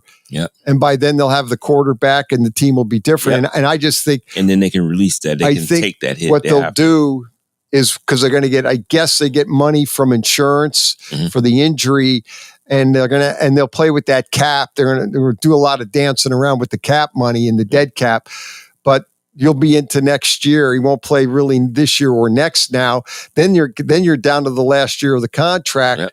So I think they'll probably figure out a way. And they keep playing the way they are. They'll be up for a top quarterback. This is what I perceive will happen. Yeah. I said this to a friend of mine. Is what I see Cleveland doing is ultimately this season is shot. Unless you want to be funny if Jameis Winston comes in and they start winning games with Jameis Winston, and they might. Yeah. Don't rule it out. But if for some reason they don't, they're going to be looking for the quarterback of next year. And they'll probably they might have the top pick or next to the top pick. And I think even if Watson came in and just not Watson, but Winston came in and really start winning, and they still will go after a quarterback. Yeah, they will. Because, Winston's not that he's way up in age, but it's time to get everything and they going. Would start. And they'll start fresh. And I think Stefanski would go after, especially if he has a top 5 pick. Yeah, he's going to get one of them. He'll get one of those, and then he'll ultimately pick a quarterback that he thinks he can get, groom and bring in, like they did in Denver.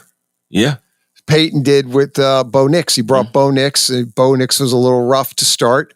He's starting to play better. The team's playing better. Yep. And you got to give these quarterback. Caleb Williams now is playing pretty good. He had a couple rough games in the beginning because he's a rookie, but you could see he's really starting to adjust. A lot better now. He's a lot better. And people are so funny because as soon as they have a bad game, the guy's a bust. He's only had one game. How do he's learning the game. It's like no one has any patience with these rookies. Yeah, I know. If they don't come off and they're not playing like, the next greatest quarterback in the league. Well, they want them to see what they did when they was in college. And it's a different game. It's different. It's going to be different. Let's start our picks up. I know we're coming at the bottom. We're ending on the third quarter. We got about 4 minutes left in the third quarter here of the show. With no timeouts. No timeouts. That's right. We're going to have to take a knee or spike the ball or try to end the game. Our clock management is terrible, and I'm the fault. I have no clock management at all. Zero. I would be a horrible head coach. Eagles are at the Bengals this week, Dave Clark. Let's start out with that one. Bengals are laying 2.5. So the Eagles on the road after a big win against the hapless New York Giants, 28-3, taking on the Bengals in Cincinnati, getting 2.5. The Bengals came off a big win over the Browns, 21-14. And now the Bengals are up to 3-4. The Eagles are 4-2. Big game, 1:00 on CBS. Mm-hmm. Your feelings, your Eagles. Oh, well. They're a hard pick. I can't figure them out. If they're playing like they did. They play against the Giants. They're great. Yeah. They play like that when they beat the Saints, but look like that bad. They look disorganized, and they can look like they're lost. Yeah. But again, you are what your record is in the NFL. Now, the Bengals can even up 4-2. And I ask you this question: is it more likely the Bengals will be 4-4 than the Eagles being 5-2, or 4-3 if the Eagles lose, Bengals win? I don't like going against my team, but do you lay the 2 and a hook? Yeah, I feel like doing that. I feel like the Bengals. I'm going to go the Bengals. Yeah, I got a feeling I just don't have a lot of faith in Philly. I got to see them play consistent. Now, that game was good. I don't care who they play. They got to get some consistency. And we'll see if they can keep it going. And what a team to play against. Just had problems against the run. I know. But something is not, I don't know. You got to see. I'm just going to go with the Bengals. Okay. But I don't mind losing this one. If I can see Philly blow them out, that's what I want to see. The next one, to get it going. The Ravens are at the Browns.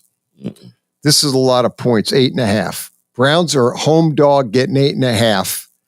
The Ravens obviously had that great game against the Tampa Bay Buccaneers, the 41-31. And it wasn't that close. It was not that close. In fact, though, the funniest part of that game was, had the Buccaneers scored that touchdown in the last possession, if you pick the Buccaneers, you win because it was 3 and a hook. Yeah. Buccaneers were home getting 3 and a hook. Right. I lost, you won because you took the Ravens. I took the Buccaneers. I thought, I can't win. And then I'm watching at the end. I go, there is a shot. Yeah. As remote as it was, an outside shot that I could have actually won because I had 3 and a hook and had the Buccaneers scored the touchdown at the end, they would have only lost by 3. And then you would lose your bet. That's why I said. I know. Anyway, I'm taking the Ravens on this. Me too. How many points they give? 8. They're giving up 8.5 in Cleveland. It's tough.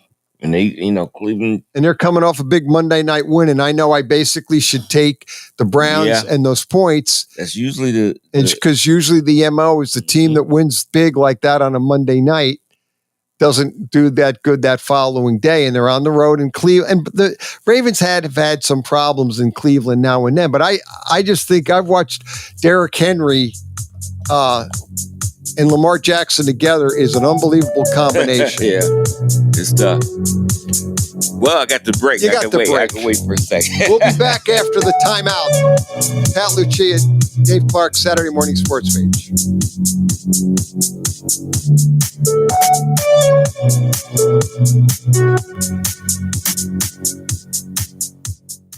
Welcome to Calvin's Barbershop. You all got to see this. I don't even want to know what you're looking at on that phone. Well, you should. I was learning about the dangers of high blood pressure and that we need to get ours checked regularly. High blood pressure can increase the risk of heart attack or stroke, but this text program can help keep it at a healthy range. Just text Barbershop to 97779 to sign up. I'll get right on it as soon as I'm done with this baby panda video. Text Barbershop to 97779. A message from the American Heart Association and the Ad Council. You're listening to Western Reserve Radio at westernreserveradio.com on the Live 365 network and the Live 365 app. Western Reserve Radio is the Valley's online source for sports talk and local live events. Tune in and be a part of their live weekly shows, as well as all of the hard-hitting action of Youngstown Phantoms hockey, high school football, and the GDFL. Find them at westernreserveradio.com. Tune in and the Live 365 app to be a part of the area's sports conversation. Be sure to visit them on Facebook at Western Reserve Radio and on Twitter at WR_radio. What do basketball, choir, drama club, and marching band all have in common?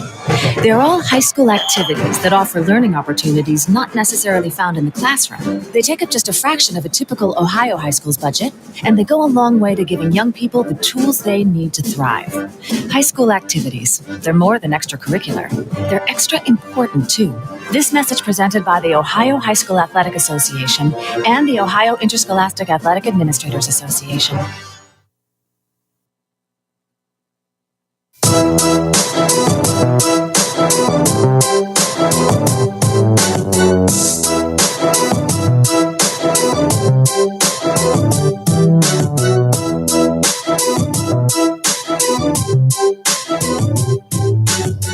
All right.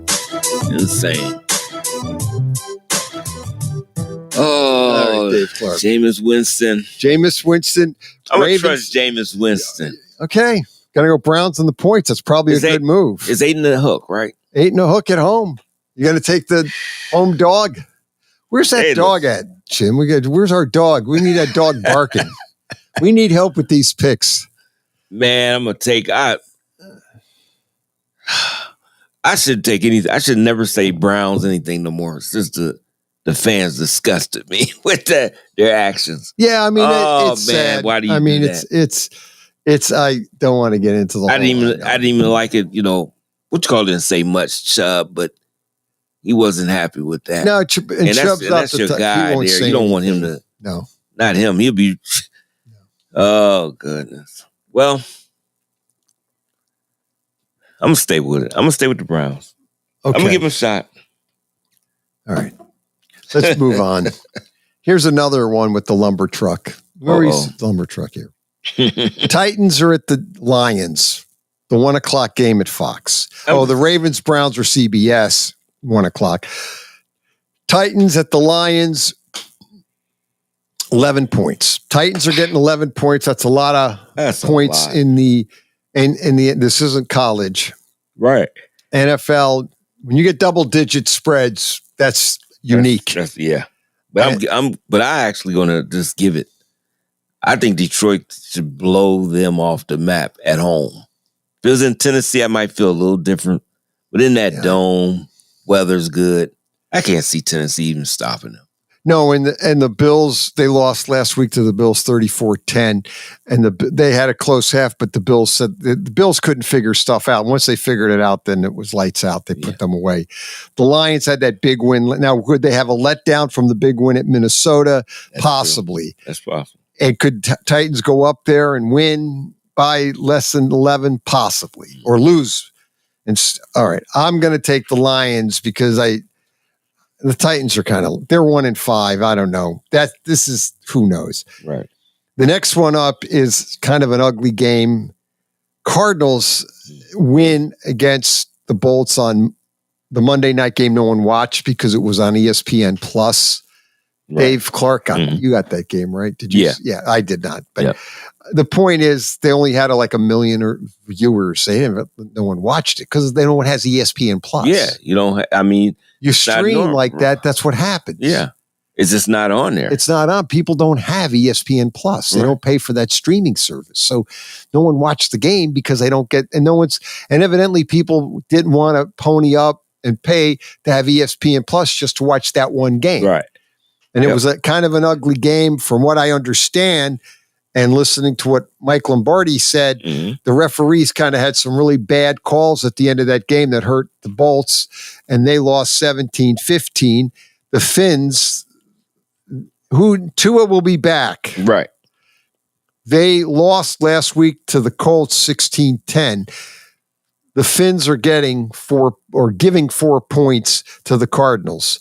I don't know where to go with this game. I have absolutely no idea because to me, the Cardinals are they're 3-4. The Miami is 2-4.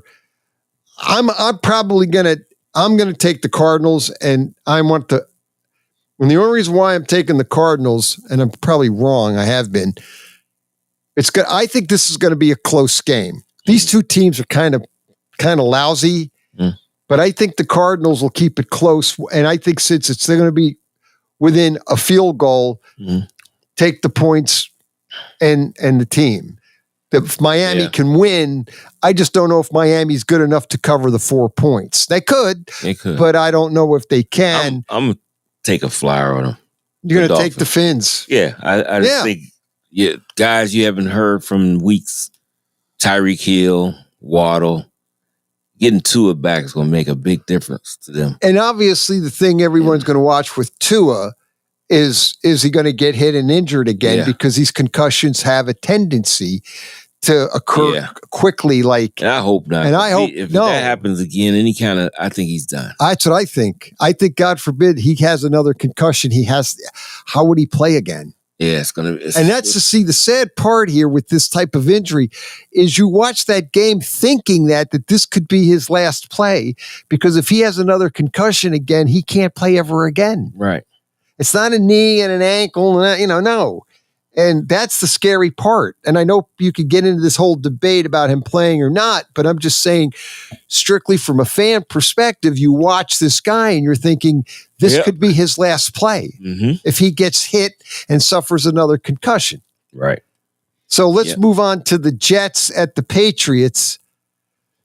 The Patriots get 7 points. That's a lot of. They got beat by the Jags out in London, 32-16. The Jets played they played a half. Rodgers' interceptions turned that game on Sunday night. Yeah. That one? That one was bad. When they were winning. Oh, that was, what you call it? Right on the money. The Garrett Wilson bounced off his chest. And it bounced off his chest. And that turned that game. That did it right there. If they keep the ball, if they keep that ball, if he catches the pass, they were up 15-6 at the time. Yeah. And if they're driving down the field and ultimately score and go up 22-6, I think the whole game changes. Whole game changes. Yep. But when they had that interception, then Pittsburgh cashed in and scored.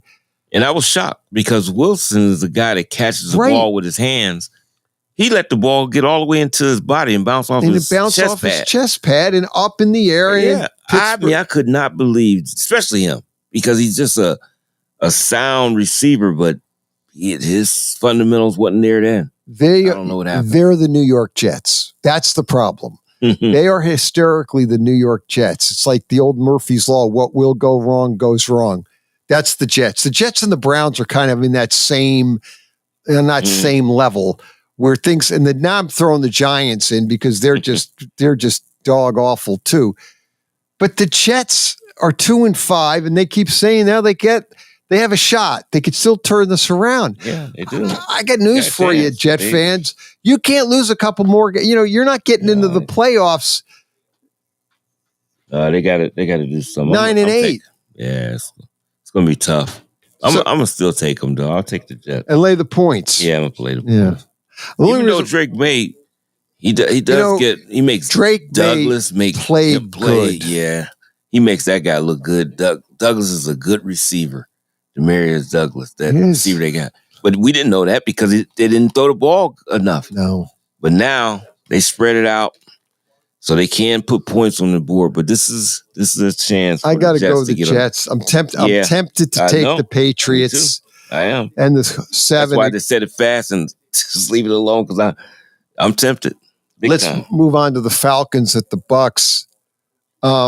This game is 2.5. Buccaneers get 2.5 points. I'm gonna take, and they're home. I know. I'm going to take the Falcons. The Falcons lost last week 34-14. Yeah.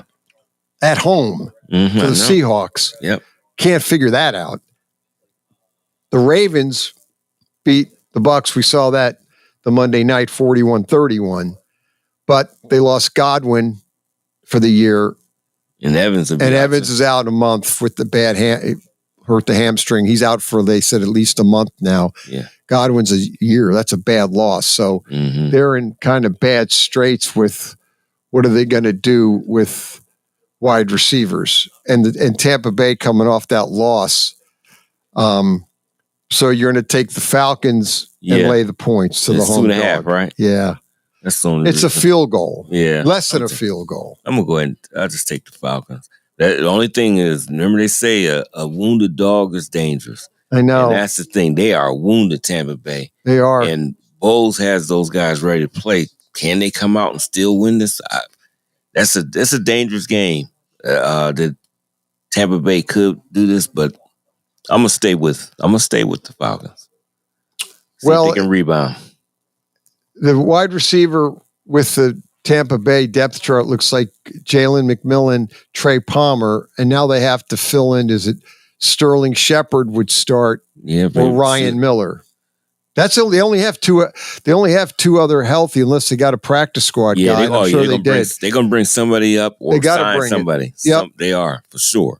Right now, just look at they've got healthy receivers before the probably who they signed or got practice squad people. I could look it up. But Jalen McMillan, Ryan Miller, and Sterling Shepard are the 3 healthy wide receivers, and Trey Palmer.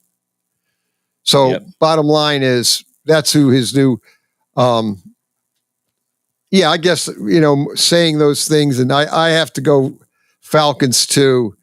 But you're right. The wounded dog thing does kind of, just when you think Tampa Bay's done, Baker will go out and play a great game and somehow, some way. Yep. He has to. The Falcons, and they're both 4-3. Yeah. And this is a big game in the division, obviously. Let's go to the Packers at the Jags. And the Packers are laying 4 points to the home dog Jags. So the Jags coming off their big win in London, 32-16 over the Patriots and the Texans. The Packers edged out the Texans in a great game, 24-22 last week. Jags get 4 points, and they're at home, and they're playing the Green Bay Packers. I mean, are the Jag? I guess your question is, has the Jags turned the corner? Because it's been a bad year. They're 2-5, but yeah. The Packers are 5-2, and they're in that tough division. Now Minnesota lost, so that makes Minnesota 5-2, and then the Lions are 5-1. They play. You think they'll go to 6-1? Yeah, they should. So, and the Bears, we'll get to them, but the Bears are actually 4-2. They're playing the Commanders. Mm-hmm. That should be a game. I don't know if Jaden Daniels is playing for the Commanders. That's the question. Might be Mariota. But he's not bad with them. They won last week 40-7. We'll get to that. And that was Mariota in there too. Yeah, Mariota. The Jags, one game doesn't prove to me they turned the corner, and it was in London again. So they played bad the week before. Played horrible in London, but I think even though it's Green Bay coming to Jacksonville, I still think they'll beat them.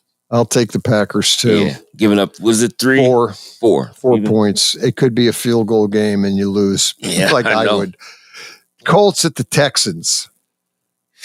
Well, -5 points. So the Colts get 5 points on the road in Texas. Now they're gonna need more than 5. I just think Houston, after that beat down that they took, they can't go through that again.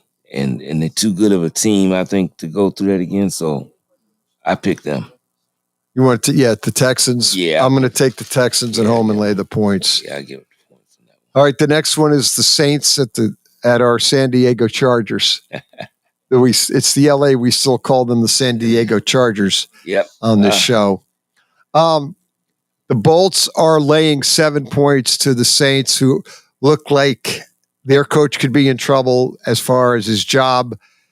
They lost last Thursday night to the Broncos 33-10. They didn't even look competitive in that game. The Bolts played I didn't see the game. You saw the game. I mean, it looked like it was a crappy, the way they played, it looked like they were everybody was struggling, but they got yards between the 20 and 20. But they couldn't do anything. But they couldn't punch it in. You got to punch it in. And that's what should have happened. They should have won that game going away. Yeah. Okay, but they lost. They had to kick 5 field goals. Right. Can't do that. They got to get the ball in the end zone. Got to put it in the end zone. Yeah. So I just think. I guess the question is, can the Saints go out to LA? It'll be a home game for the Saints because nobody goes to the Charger fans will be non-existent. Yeah. In the stadium, so it'll be a Saints home game, even though they're on the road. And I'm trying to think: is Carr back this week? I think he is. Could it be I think he could. Could it be Spencer Rattler again? Again, yeah. They're just so out of sorts. Even their defense is terrible. That's what I mean. I'm taking. How many points is again? 7. 7. Wow, that's a lot, though. That's a lot in the NFL, but. Oh, man, that is a lot. But I'm gonna go with them though. I'm gonna go with the Bolts. Let's see. Injury update. Will the Saints QB play against the Chargers?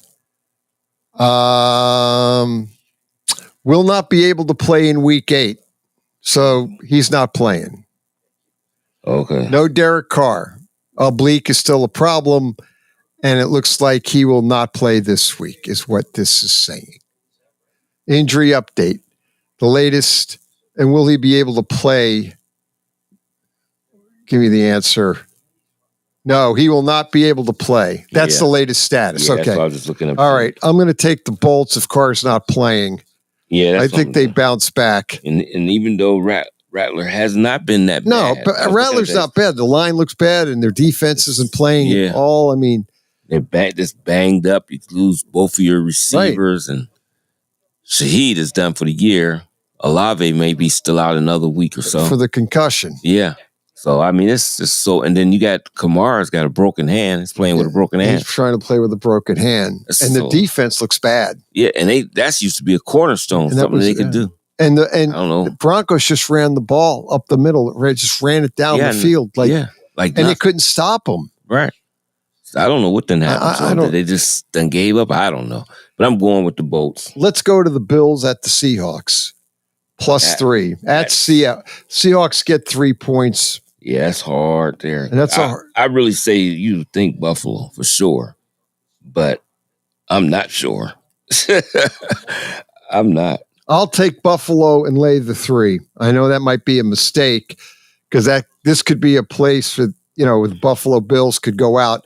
They had not an easy win versus the Titans because they didn't play good the first half, and then they took care of business second half against the Titans. But they're going out west.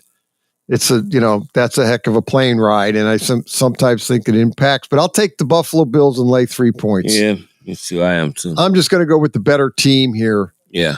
I know that sounds like what else, but there's my analysis. Yeah. Panthers at the Broncos. This is another This is a woodshed. The with the lumber. 11 points. The Panthers get 11 points.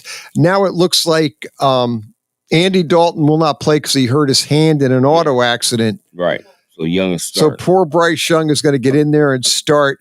They lost by the Commanders beat them 40-7, and it was the backup quarterback Mariota that basically took the Panthers to the woodshed and put up 40 points. Marcus Mariota. Yep. So now you have the Broncos coming off a big win Thursday night. So they've had like 10 days off. They're laying 11 points. I guess your only question is do you see the Panthers trying to make it within keep it 11 points or less? And I say no. They're getting 11, right? Yeah. It's just hard for me to imagine Denver being 11-point favorite. Yeah, it is. But isn't it is very hard. That's a good point. But when you're playing a team, unfortunately, like the Carolina Panthers, this team couldn't beat the backup quarter. I mean, they got drilled by the Commanders and the backup quarterback 40 points. Yeah, I know. I have to go with Denver, but you bring up a good point. It's at Denver too. Yeah. And I just can't. And with poor Bryce Young playing, Peyton's going to have a defense that's going to drive that poor guy nuts. And he's having trouble anyway. Yeah. Now you're going to put him back in there, and he needs to go to another team. I know. Please. They need to trade him to somebody else like Sean McVay in L.A. and let him maybe sit a year, and maybe McVay could resurrect his career. Right. But he's not going to resurrect a career down there in Carolina because we don't even know if the coach is going to make the season out. I know. Because he could get fired. That coach could get, Tepper could, Yeah, no, at any time. Or he'll fire the coach and then bring in everybody new again. Like every year, you just can't change. And Denver blew out the Saints. But you know what? I've seen something, though, that I think Bo Nix only had like 160-something yards passed. Right. They didn't, it's just... Yeah, I know. They ran up and down like you said. But they just ran the ball. Yeah, Javonte Williams, everybody was That's it. That game was all that was running the ball because the Saints couldn't stop it. So he was saying, what do I have to pass? I'll just run. Yeah. Yeah, it's just a point spread. Right. I think. You think the Panthers could come back with Bryce Young? And maybe they might. I mean, I like the running game of Chuba Hubbard. He really runs hard. I mean, but they got so far behind the Commanders. Yeah, it wasn't they had matter. to pass. Right. It was in bad It was shape. over. Wow. I'm going to try Carolina. All right, go Panthers. I'm going to try. You may be right. Hey, try it. You have been right points, the last few weeks. You got 11 points. I'm going to try it. Hey, here's the next good one. The Chiefs at the Raiders, and the Raiders get 9.5. Now, their coach doesn't, you're 4th and 9. You're down by 8 points. The game, you're at and he's kicking a field goal. Don't you go for that to see if you can tie the game? It's late in the fourth quarter. People are going, it was down how many? It was down 9. 8. Yeah, it was down 8. Yeah. 20-12. You're down 8. Yeah. 4th and 9. I think you're inside where you're at their 9-yard line or whatever. And everyone's like going, okay, what are you kicking a field goal for? And they obviously never got the ball back. What that showed me is I don't believe Pierce even has confidence in. No, he can't. Either one is quarterback. He has none. Which was injured. Well, and then he had to go back to our guy Minshew. I don't think he had any confidence that they can score. Just give me some kind of points. That's all I'm having with. And hope. Yep, I really believe that. Maybe he knows his players. Yeah, I just think he has no confidence. No, he must anyway. And they're playing the Chiefs, who had won last week, beat the Niners 28-18, and the Raiders lost to the Rams 20-15. And the Chiefs, given 9.5 points, the Raiders played them previous year, beat them. Yeah, but that was the previous year. Yeah, a lot of energy going there. The energy is not going that way right now. And the Raiders are 2-5. The Chiefs are 6-0. Chiefs don't necessarily play great, but they win. And the defense has been carrying them to some large extent. But Mahomes he doesn't play that good, but he wins. He finds a way to win the games. That's why he's the best quarterback in the league by far. Yeah.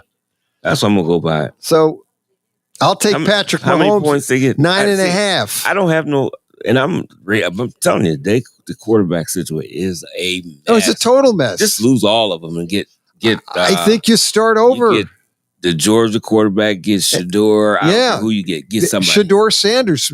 Go blow the season up. You're 2-5. You win if you win another game, and then you'll have maybe the 1 or 2 picks, and there you go. You take the kid out of Georgia, or Shador Sanders will be a Raider, and he'll be a Las Vegas Raider next year. Yeah, I mean, if you're that's where you go. You have to. You got to get these. You'll look at your picks if you're the Raiders, and you end up taking probably the kid from Georgia, or who's that? Becker, Beck.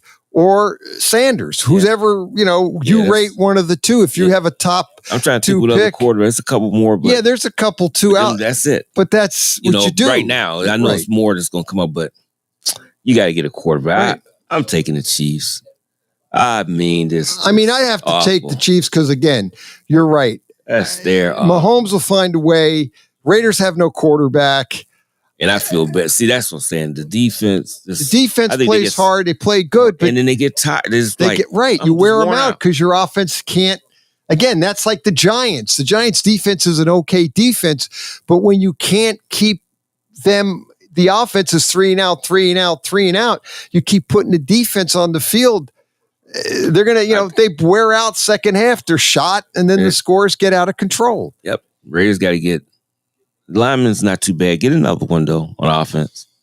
Get that quarterback next year. That's what they need. And find a surefire guy that's going to be your running back. Yeah, and get a lineman. Yeah.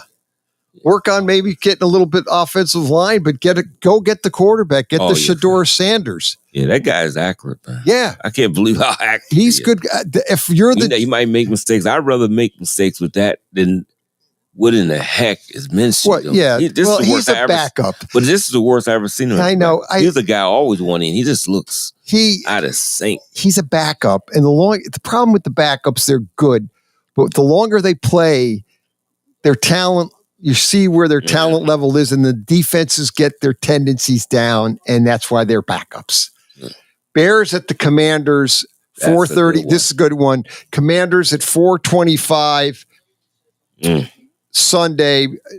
Commanders are actually getting 3 points. Okay. So the question is, I think everybody's seeing Now Jaden Daniels, is he? Last time I heard he was still, but they didn't rule him out completely. So he might be. Jaden Daniels might be a game time decision. It sounds like. Yeah. I was trying to see if I see anything in here. No. They happen to play.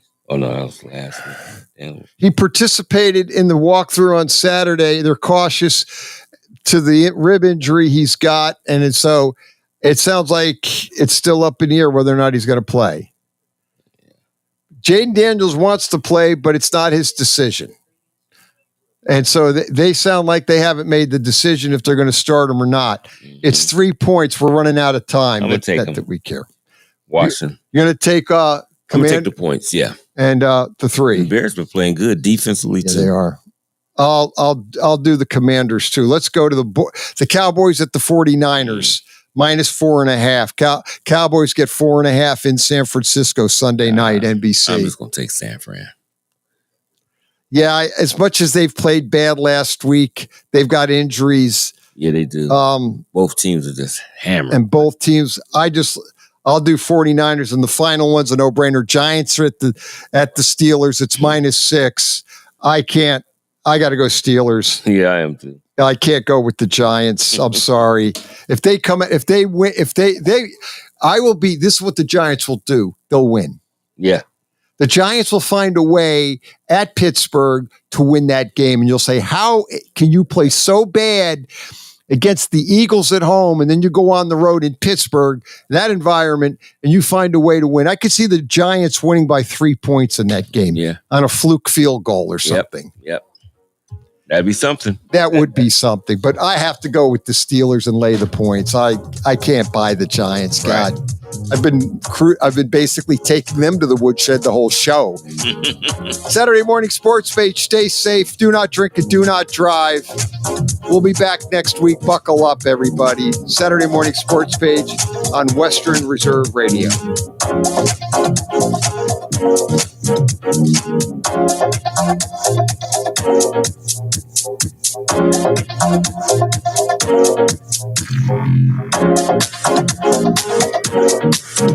You're listening to WRDB, Western Reserve Digital Broadcasting, Youngstown, Warren, Salem, and around the world.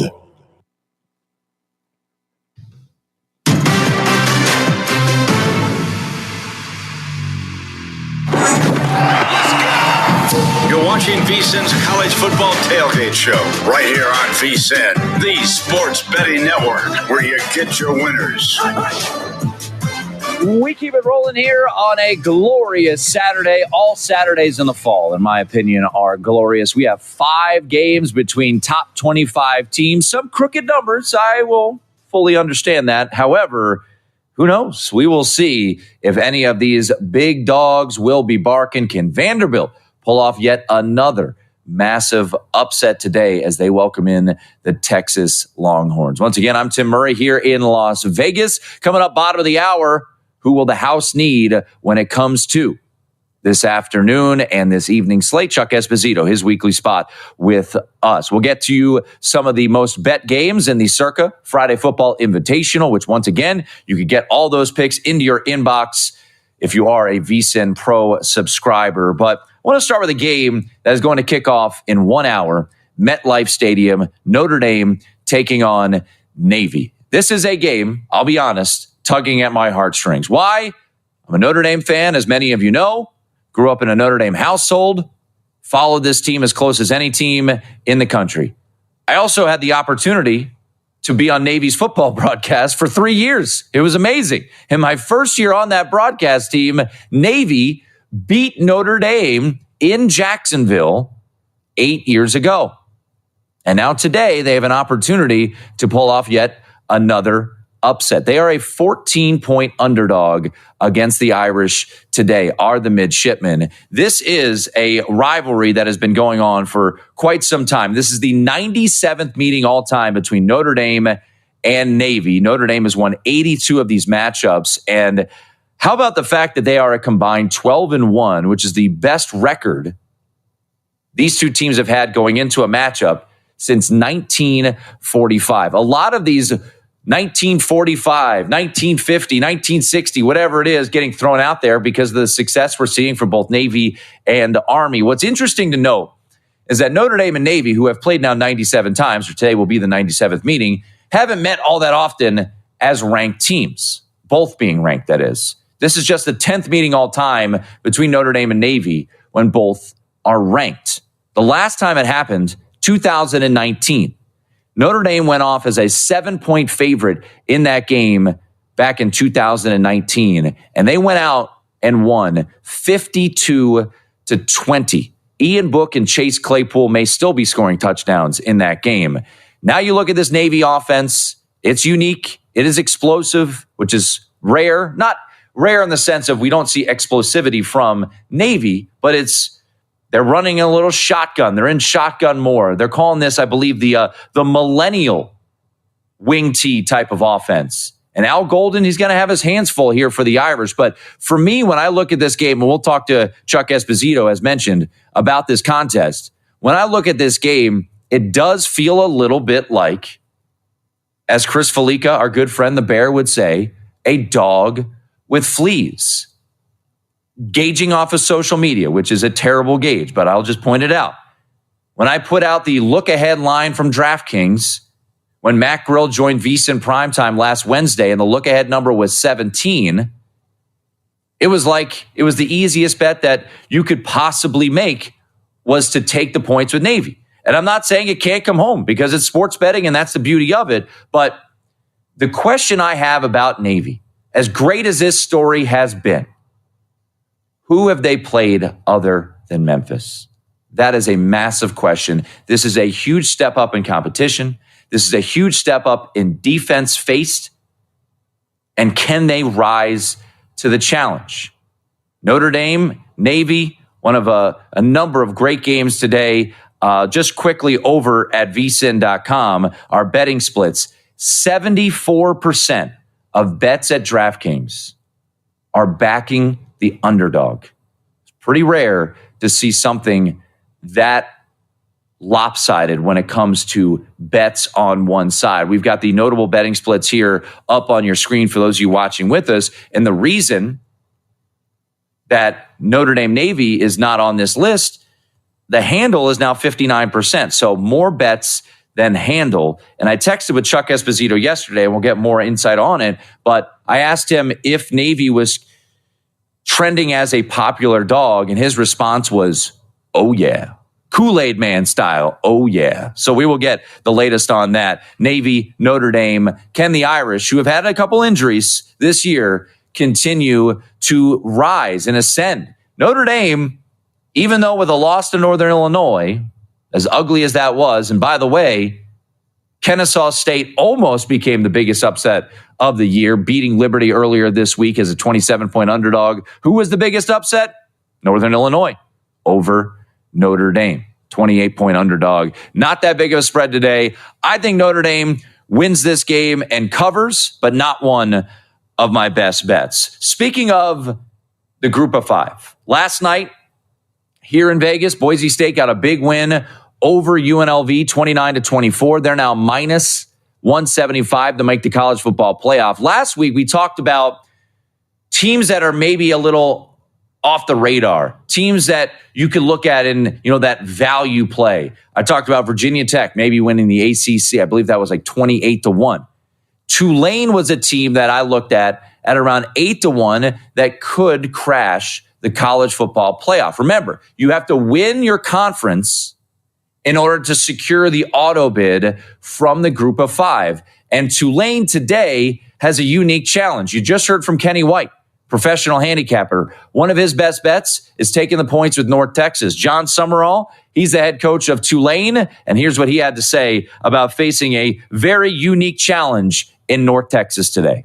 Two back-to-back, like first play last week and the second play last week, 2 75-yard touchdowns, first two plays of the game, 150 yards of offense. That's pretty potent. The tempo they run plays with affects you, but the players and the plays they run are good. They got great schemes, and they've got fantastic athletes to get the ball to in space. I think their quarterback's playing at a really high level.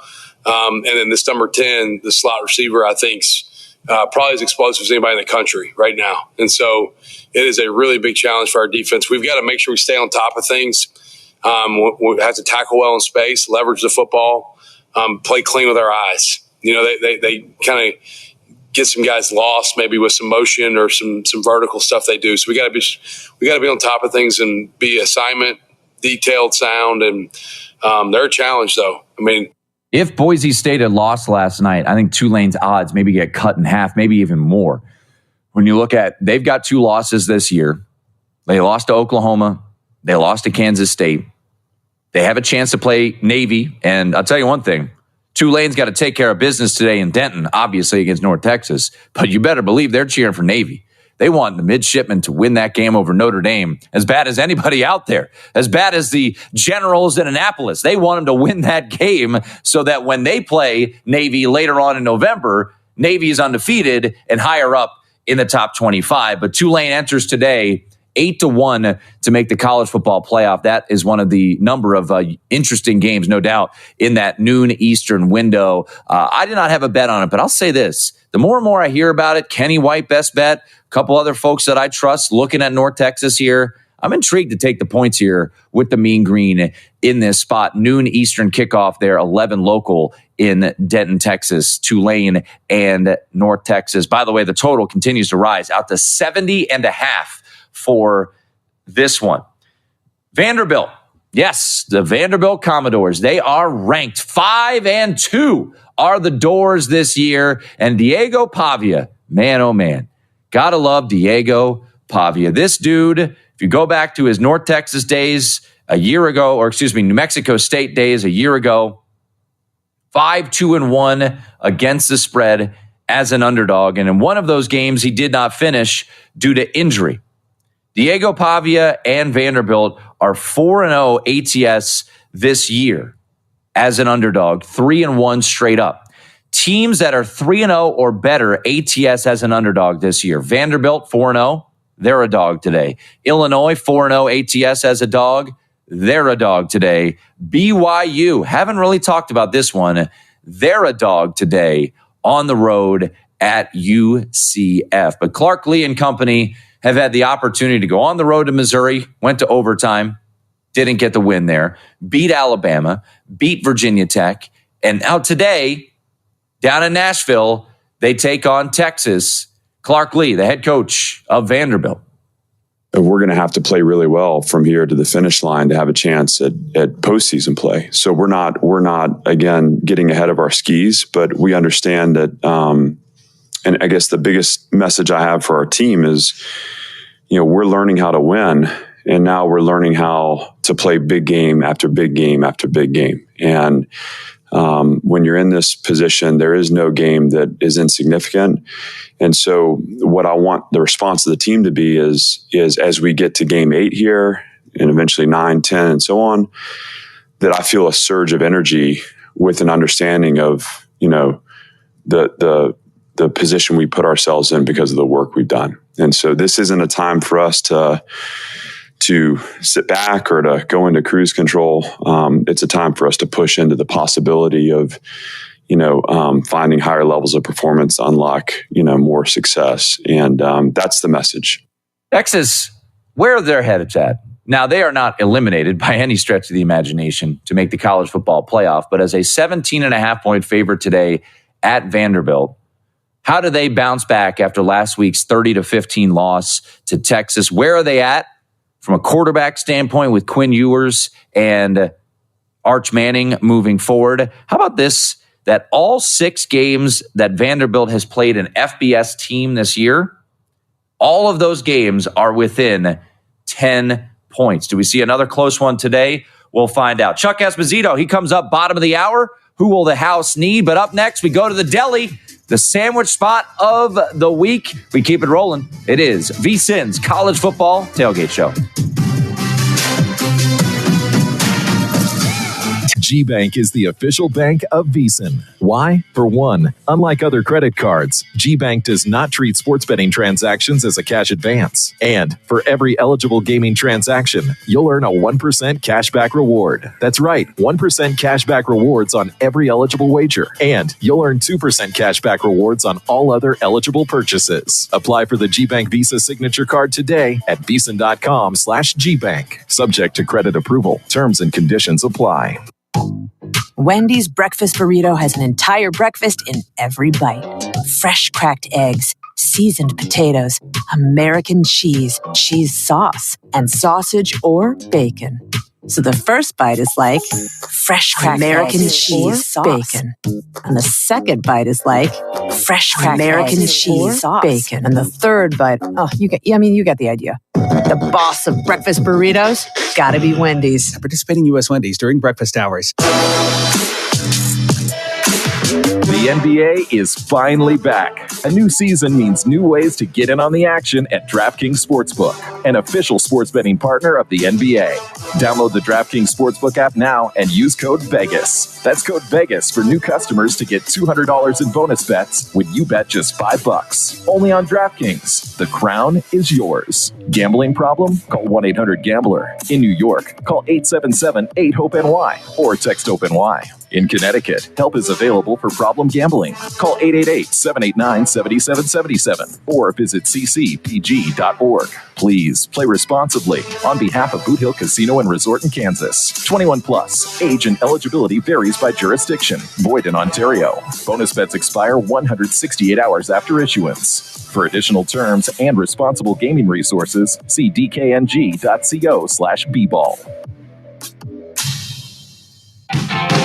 This is Follow the Money on VEASAN. It's so unfortunate for Jets fans and backers, like in the preseason, because the Patriots. This is Matt Lipsack, the voice of the Youngstown Phantoms, and your home for Phantoms hockey is Western Reserve Radio. The Mahoning Valley's leader for golf, Milk Creek Golf Course, is now booking tee times for 2024. We offer stay and play opportunities available with 9 area hotel partners. For more information, visit our website at millcreekmetroparks.org. Also, look for new, exciting opportunities coming soon, including an indoor player development center with Trackman, an indoor Callaway Club Fitting Center, and an Odyssey Fitting Studio in 2024. Follow us on Facebook at Milk Creek Golf Course or call 330-740-7112. This is Everett Fitzhugh, the radio voice of the NHL Seattle Kraken. And when I want to catch up with Youngstown sports, I tune in to Western Reserve Radio, WRDB, The Scourge. The Sports Betting Network.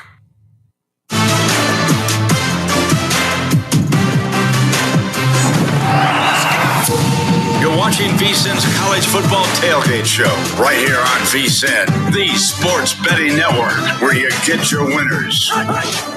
With all 4 major sports in action, how about that World Series last night? My goodness gracious. The sports equinox is upon us. Celebrate the best time of the year for sports bettors with our new Sports Equinox special. You get full VEASAN Pro access to everything we do through May 1st, including daily best bets, betting splits with trends and analysis to make you a sharp bettor, plus our exclusive betting content for that World Series that I mentioned. Freddie Freeman, man. College football and the rest of the NFL season. March Madness, NBA and NHL regular seasons. And don't forget, I love betting it, the NFL draft, all for less than $20 a month. You don't want to miss out on this limited time offer. VEASAN.com/subscribe. That's VSIN.com/subscribe. Tim Murray with you here in Las Vegas. Chuck Esposito, sportsbook director for the Red Rock Casino here in Las Vegas. Who will the house need tonight?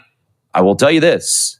They were very happy with the result last night. I can almost assure you that, with Boise State beating UNLV. We'll get to some Heisman thoughts here a little bit later on in the show. Also, what they're handing out to Indiana fans today is tremendous. We'll get you that here in just a moment. But let's start. I know you're hungry. It's 11 o'clock there on the East Coast. Thinking about what you're going to eat for lunch. Let's go to the Murray Delicatessen. How about that? Only one sandwich spot. It's not a true sandwich spot. Once again, I mentioned this. The best sandwich spot of the week. It was tasty. Was Boston College or Louisville last night. and Louisville did not cover. So the one sandwich spot, more of a look ahead. What do I see down the road?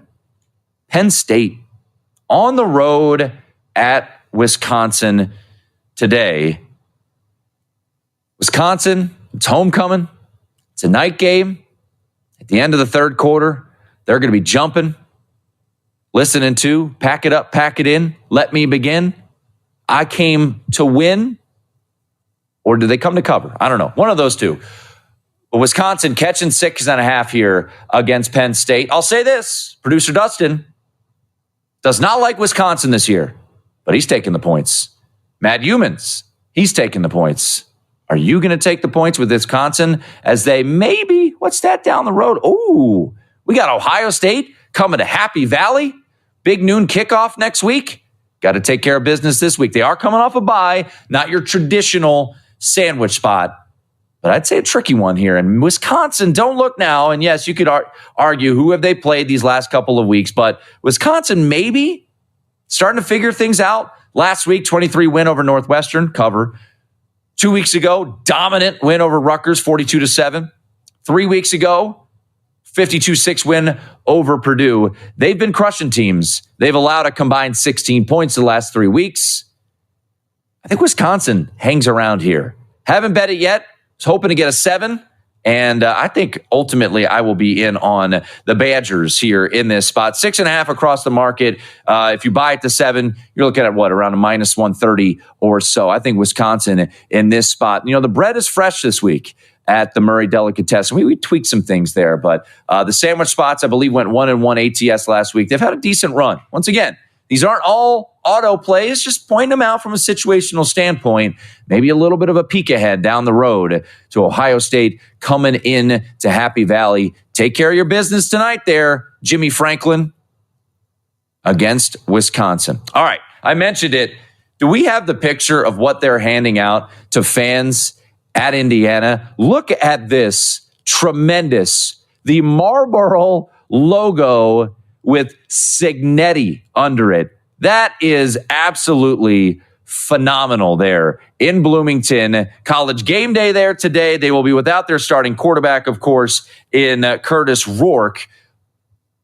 But Indiana, they have been an absolute juggernaut against the spread. They have the best cover margin in college football this year, the Indiana Hoosiers. This year, their cover margin at 16.6 points per game. But guess what? The betting market coming against them. Why? Twofold. Number one, their starting quarterback, Curtis Rourke, is out. Taven Jackson gets the nod. Secondly, Washington not really in that disadvantage of a travel spot because they're coming off of a bye. Kirk Signetti, who wins, Google him, had his thoughts on Washington earlier this week.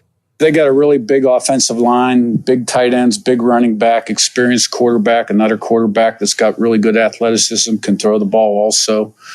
I like their wideouts a lot. They're going to be a challenge. They got a really good scheme. So, we're going to have to fly around, swarm the ball, win up front, put pressure on the quarterback, stop the run, cover, create some turnovers offensively, win the line of scrimmage, be balanced, run the ball. Separate versus man. There's a lot of man-to-man coverage from Washington. Handle the blitzes, and be good in critical situations. The keys of the game really never change. 90. I did not get a lot of 90s in college, but 90, that is the percentage number of bets on Indiana at DraftKings, but the line has gone down. Riddle me that, Batman. 90% of the bets on Indiana, the line has gone down a little bit. Interesting. I think Indiana. Now, full disclosure, I bet Nebraska last week, and boy, that was over before it started. There's the old saying or question that we ponder here in the gambling sphere. Would you rather lose a heartbreaker, a bad beat, or would you rather your loser just be a flat-out dud like Indiana, Nebraska last week? Kind of lean towards the latter there. I turned that one off. I'm like, well, I look like a moron, but loser's a loser, and we will turn that one off. But I think Washington is going to keep it close against Indiana today. Indiana 7-0, 6-1 ATS. The best game of the day, in my opinion, Texas A&M hosting LSU. LSU seems to be getting right at the right time. And Garrett Nussmeier, I am not buying it yet, but there's some love out there for him in the Heisman market. Odds are shortening slowly but surely. We talked about Ashton Genty. Maybe the door's open a little bit here. LSU heads into Kyle Field to take on Mike Elko's squad. A little unique tie there. Brian Kelly, he hired Mike Elko to be his defensive coordinator in 2016. Elko then left after 1 year and went to Texas A&M to be the D coordinator. Went to Duke. Now he's back at Texas A&M. Really good game tonight at Kyle Field. Elimination game? Maybe? I wouldn't go that far, but a big spot. Certainly the winner is in a great, great spot to make the college football playoff. And Mike Elko knows, hey, that quarterback over there for LSU, pretty good. You know, Nussmeier can make every throw. And I think he's a testament to kind of doing this the right way. You know, you see so many kids. I think one of the things you're noticing now, 3 years into the transfer portal, is so many kids are jumping around. And when you're jumping around, you're not getting better. You know, when you have to relocate, you have to reestablish yourself, you have to learn a new system, you've got to learn a new place. Like, it's hard to improve in your first year in an uncomfortable environment. It's almost like being a freshman 3 straight years when you keep bouncing around. I think he has stayed the course. I think he's really comfortable in their system. I think he's grown and developed. He's gotten his opportunities over the first couple years when the opportunities presented themselves. And I think that's prepared him to come into this stage this year and really be their leader. And he can throw the ball over the field. He's got a tremendous arm. I think he's got a lot of moxie. You could see that in him. Obviously raised in a family of quarterbacks, and that sticks out on tape. Big thing about Texas A&M this week, they will be without their left guard, Chase Basantis. Their market betting LSU here. I like the Aggies. Gig 'em Aggie, but market moving against me, so buyer beware. We thought this game, starting at noon Eastern, was going to be a big one when the preseason schedule came out in Nebraska. Could they be undefeated heading into the Big House? Not the case. Matt Rule and company, they've got quite the challenge today going up against Ohio State. Yeah, they have no weakness. They have no weakness. Probably one of the best top 2 or 3 rosters in football. Great coaching staff, great schemes. So it's just one of those deals where you have to go play well. Let's start with the simple things we talked about all year. Like last week was the first week we didn't win the turnover battle, right? So it ends up the way it ends up. So you come back this week and you don't reinvent yourself. You say, hey, we got to win the turnover battle. Coming out of the bye week on offense, we talked a lot about getting better on third down. We were 7 of 16 on third down last week. So I just think Ohio State's a great team. It's a great opportunity for our guys.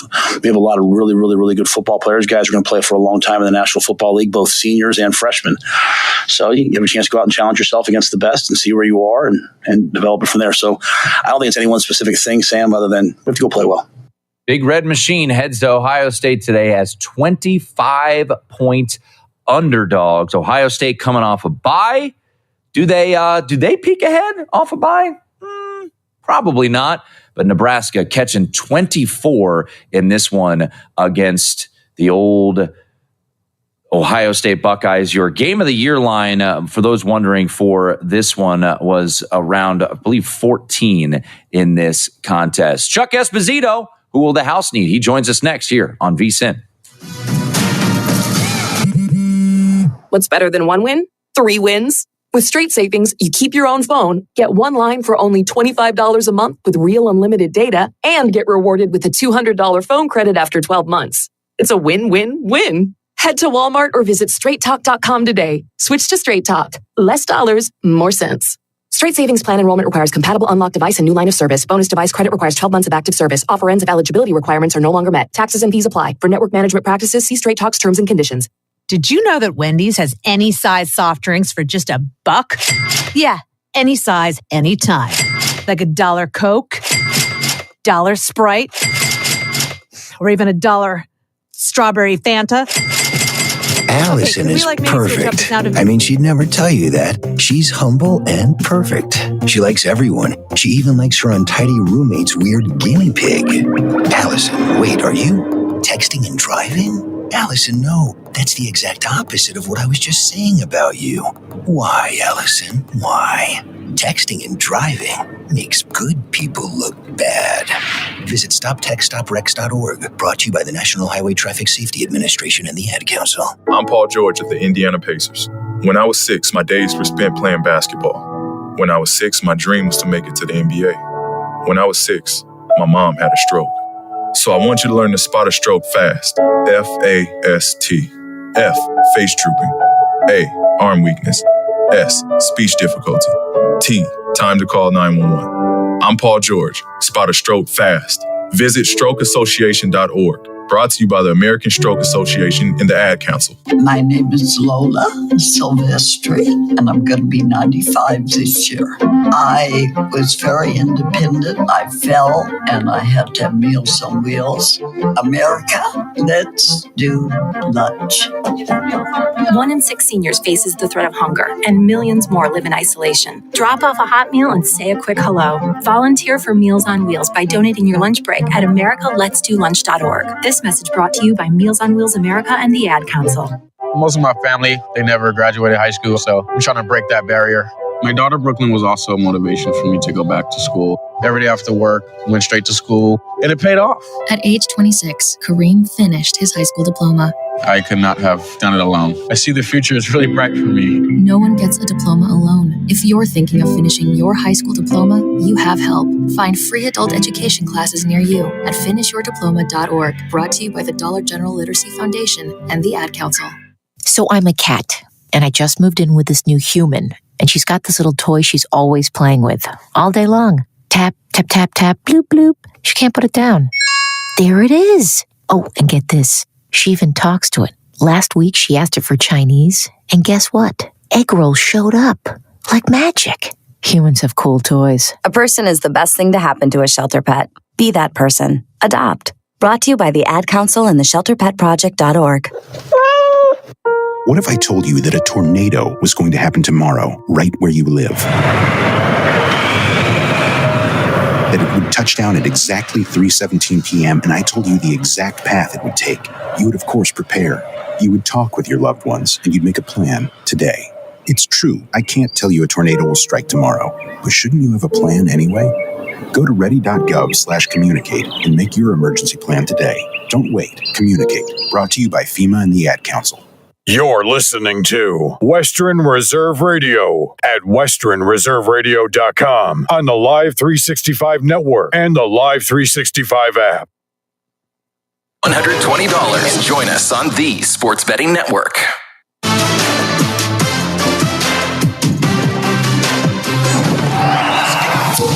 You're watching VSiN's College Football Tailgate Show right here on VSiN, the Sports Betting Network, where you get your winners.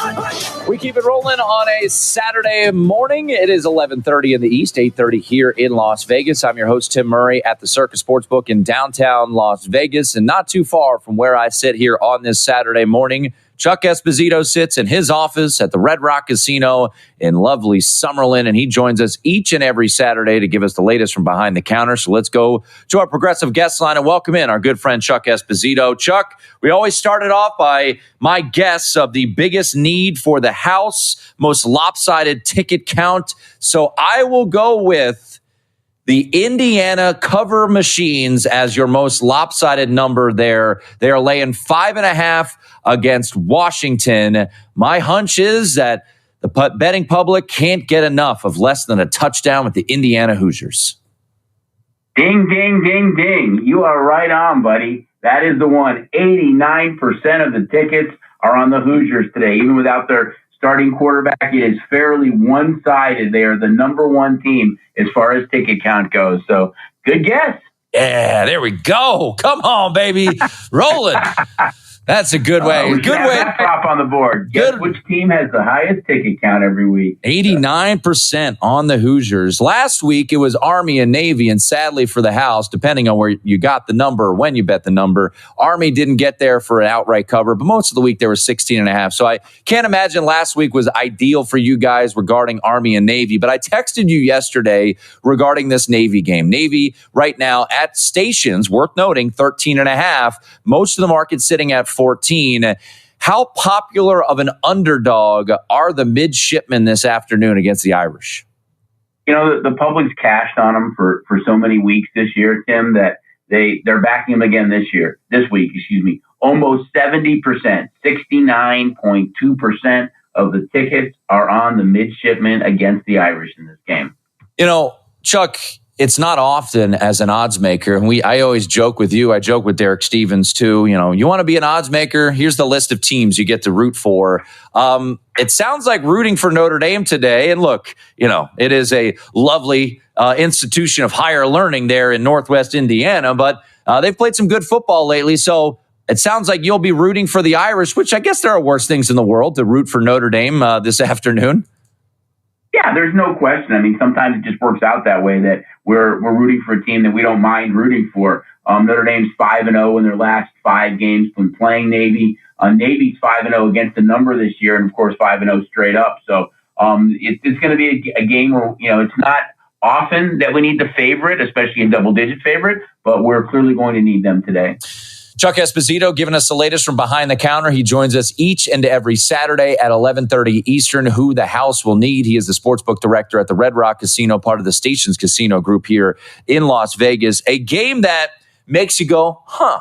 And I like to say, embrace the stinky line, however you want to say it. You've got a 3-4 Central Florida team taking on an undefeated BYU squad. And if you didn't know anything about college football, you'd say, you guys, you odds makers, you made a mistake. You hit the wrong button. Why is UCF the favorite here? So what has the action been like on this game? Is this that old pros versus Joes situation with BYU in Central Florida?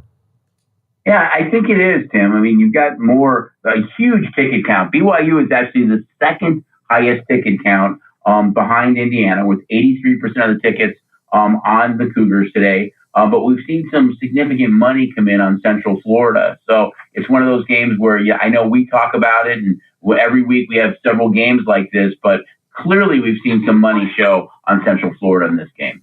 83% on BYU, but the line has gone the other way. Chuck Esposito joining us here, courtesy of our progressive guest line. And I opened the show with it saying that, you know, there are 5 matchups today with ranked teams, and the only one that is less than a touchdown, honestly, the only one that is single digits is LSU and A&M. I'm curious your action on this game because, you know, I read the market right on UCF and BYU. I didn't know it would get to 3, which some shops are showing now, but I felt like UCF would take money and would end up the favorite. I was dead wrong on this game. I thought Texas A&M money would come in, Chuck. That has not been the case. What's been the action on LSU, Texas A&M for you guys? Yeah, there's no question that the numbers dropped and we've seen money on A&M. On LSU in this game. A&M is 5-0 straight up in their last 5 games. They're 7-1 straight up in their last 8 games at home. But you look at LSU, they're 12-1 against the number the last 13 games when they've played A&M. And I think that's why you've seen this number drop. I think it's clearly, I mean, you talk about LSU, this is a big step up, I think, for A&M. And I think that's why you've seen this number drop. Chuck, let's get to a couple other games regarding top 25 teams and some crooked numbers. Missouri and Alabama. This has been an interesting one just to look at from a market standpoint because of the status of Brady Cook, the quarterback of Missouri. Sounds like he's going to try to give it a go this afternoon at Bryant-Denny Stadium, but even if he's out there, he's going to be severely hampered with that ankle injury. But you've got another ranked team catching a pretty crooked number, and the last time we saw Alabama, they lost to Tennessee. What's the action been like for you guys on Missouri and Alabama? Well, they definitely can't afford to stub their toe again, Bama, with 2 losses. Last time they had 2 losses was 2007 before November 1st, and that was in Saban's first year there Ticket count isn't overwhelming. It favors Alabama at about 53%.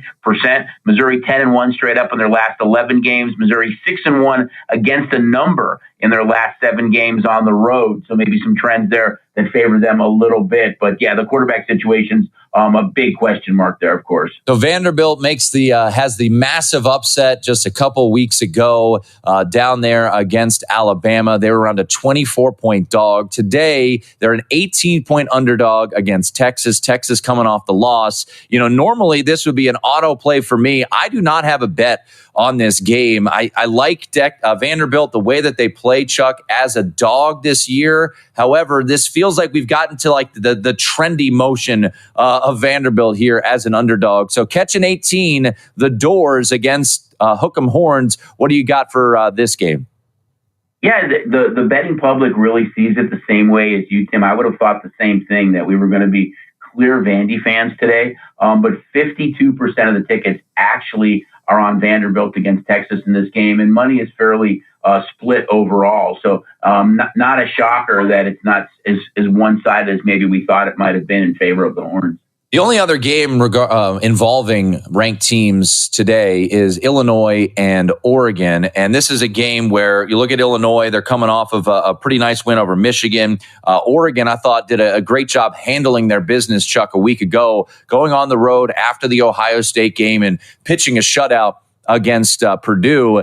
And I know it's not as simplistic as to say, well, these two teams played Purdue. One team won 35-0. One team won 50-49. Oregon's going to go out and smash Illinois. But it seems like the betting public, or I should say more of the sharp side of it, is Oregon is going to take care of business here. What are you guys seeing for this game, Oregon and Illinois? Yeah, there is some sharp that has shown on Oregon, Tim, but the public is on Illinois in this game. 64% of the tickets are on Illinois. I think one of the things that maybe favors Illinois is that this game's a 12:30 start. West Coast, it's not like you have to sit around all day and wait to play a 7 o'clock game in that stadium with that crowd. Illinois is 5-0 against the number this year in their last 5 games on the road. They're 6-1 straight up in their last 7 games, yet we know how good the Ducks are at home. But 64% of the tickets right now are on the Fighting Illini. Chuck Esposito joining us here on VSiN. Ohio State, Nebraska. Ohio State, a team that I feel like bettors see that number and they're saying, that's fine, I'll lay it. So this game going to get going here at noon Eastern. Are the bettors laying the chalk here with Ohio State against Nebraska?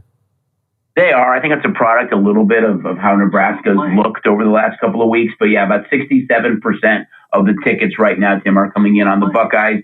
Same thing, I would say. It's about that same percentage as far as money wagered on that game. All right, lastly, Chuck, before I let you run, we've got the Michigan State game today. It is not a game that is high profile this year, and it looks like the betting side of things is starting to come in on Michigan State. Davis Warren is going to get the start for Michigan. They're laying 4 against Michigan State. What have you seen for this game tonight at the Big House? Yeah, we've seen some money come in on Michigan State in this game, Tim, but the ticket count, even with the quarterback change, does favor Michigan with about 74% of the tickets on the Wolverines here. 74% on Michigan in this spot. Always appreciate it, Chuck. Great stuff as always. We'll talk to you next week.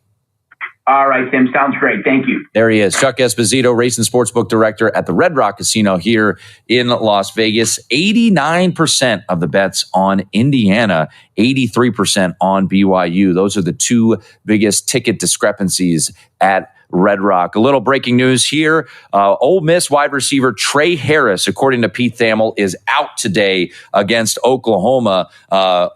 Ole Miss dealing with that injury. Oklahoma's been dealing with a ton of injuries as well. And that spot today coming up at noon Eastern. Ole Miss laying 19 against Oklahoma. We run through those noon Eastern games. Next, we'll give you some best bets as well. Stick around. It is VSiN's College Football Tailgate Show.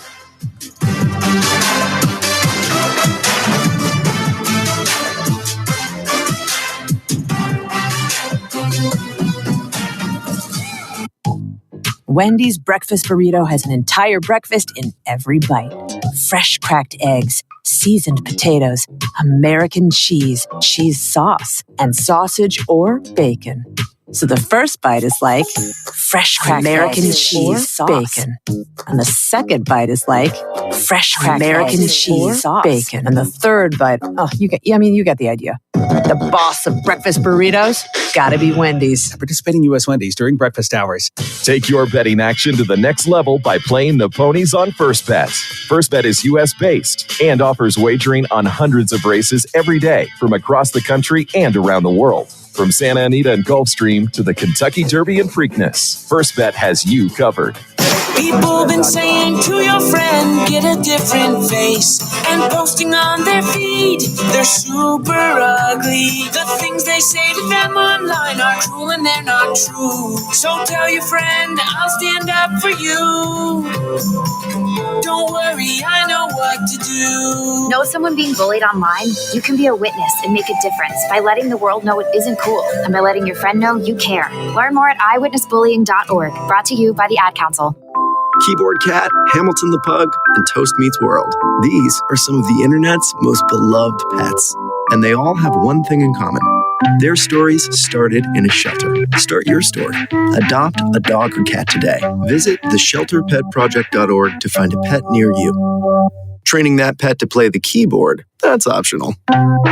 Start a story. Adopt a shelter or rescue pet today. Brought to you by Maddie's Fund, the Humane Society of the United States, and the Ad Council. Allison is perfect. I mean, she'd never tell you that. She's humble and perfect. She likes everyone. She even likes her untidy roommate's weird guinea pig. Allison, wait, are you texting and driving? Allison, no. That's the exact opposite of what I was just saying about you. Why, Allison? Why? Texting and driving makes good people look bad. Visit StopTextStopWrecks.org. Brought to you by the National Highway Traffic Safety Administration and the Ad Council. We are live outside the home of Joe and Rosie Goddard, where a pretty big tickle fight broke out just minutes ago. Sources say their father instigated the laughter. Let's go inside for a comment. Apparently, they have no comment. Dads, let this be a reminder that it only takes a moment to make a moment. Call 877-4DAD-411 or visit fatherhood.gov. Brought to you by the U.S. Department of Health and Human Services and the Ad Council. Welcome to Calvin's Barbershop. You all got to see this. I don't even want to know what you're looking at on that phone. Well, you should. I was learning about the dangers of high blood pressure and that we need to get ours checked regularly. High blood pressure can increase the risk of heart attack or stroke, but this text program can help keep it at a healthy range. Just text Barbershop to 97779 to sign up. I'll get right on it as soon as I'm done with this baby panda video. Text Barbershop to 97779. A message from the American Heart Association and the Ad Council. It's important to plan ahead for emergencies.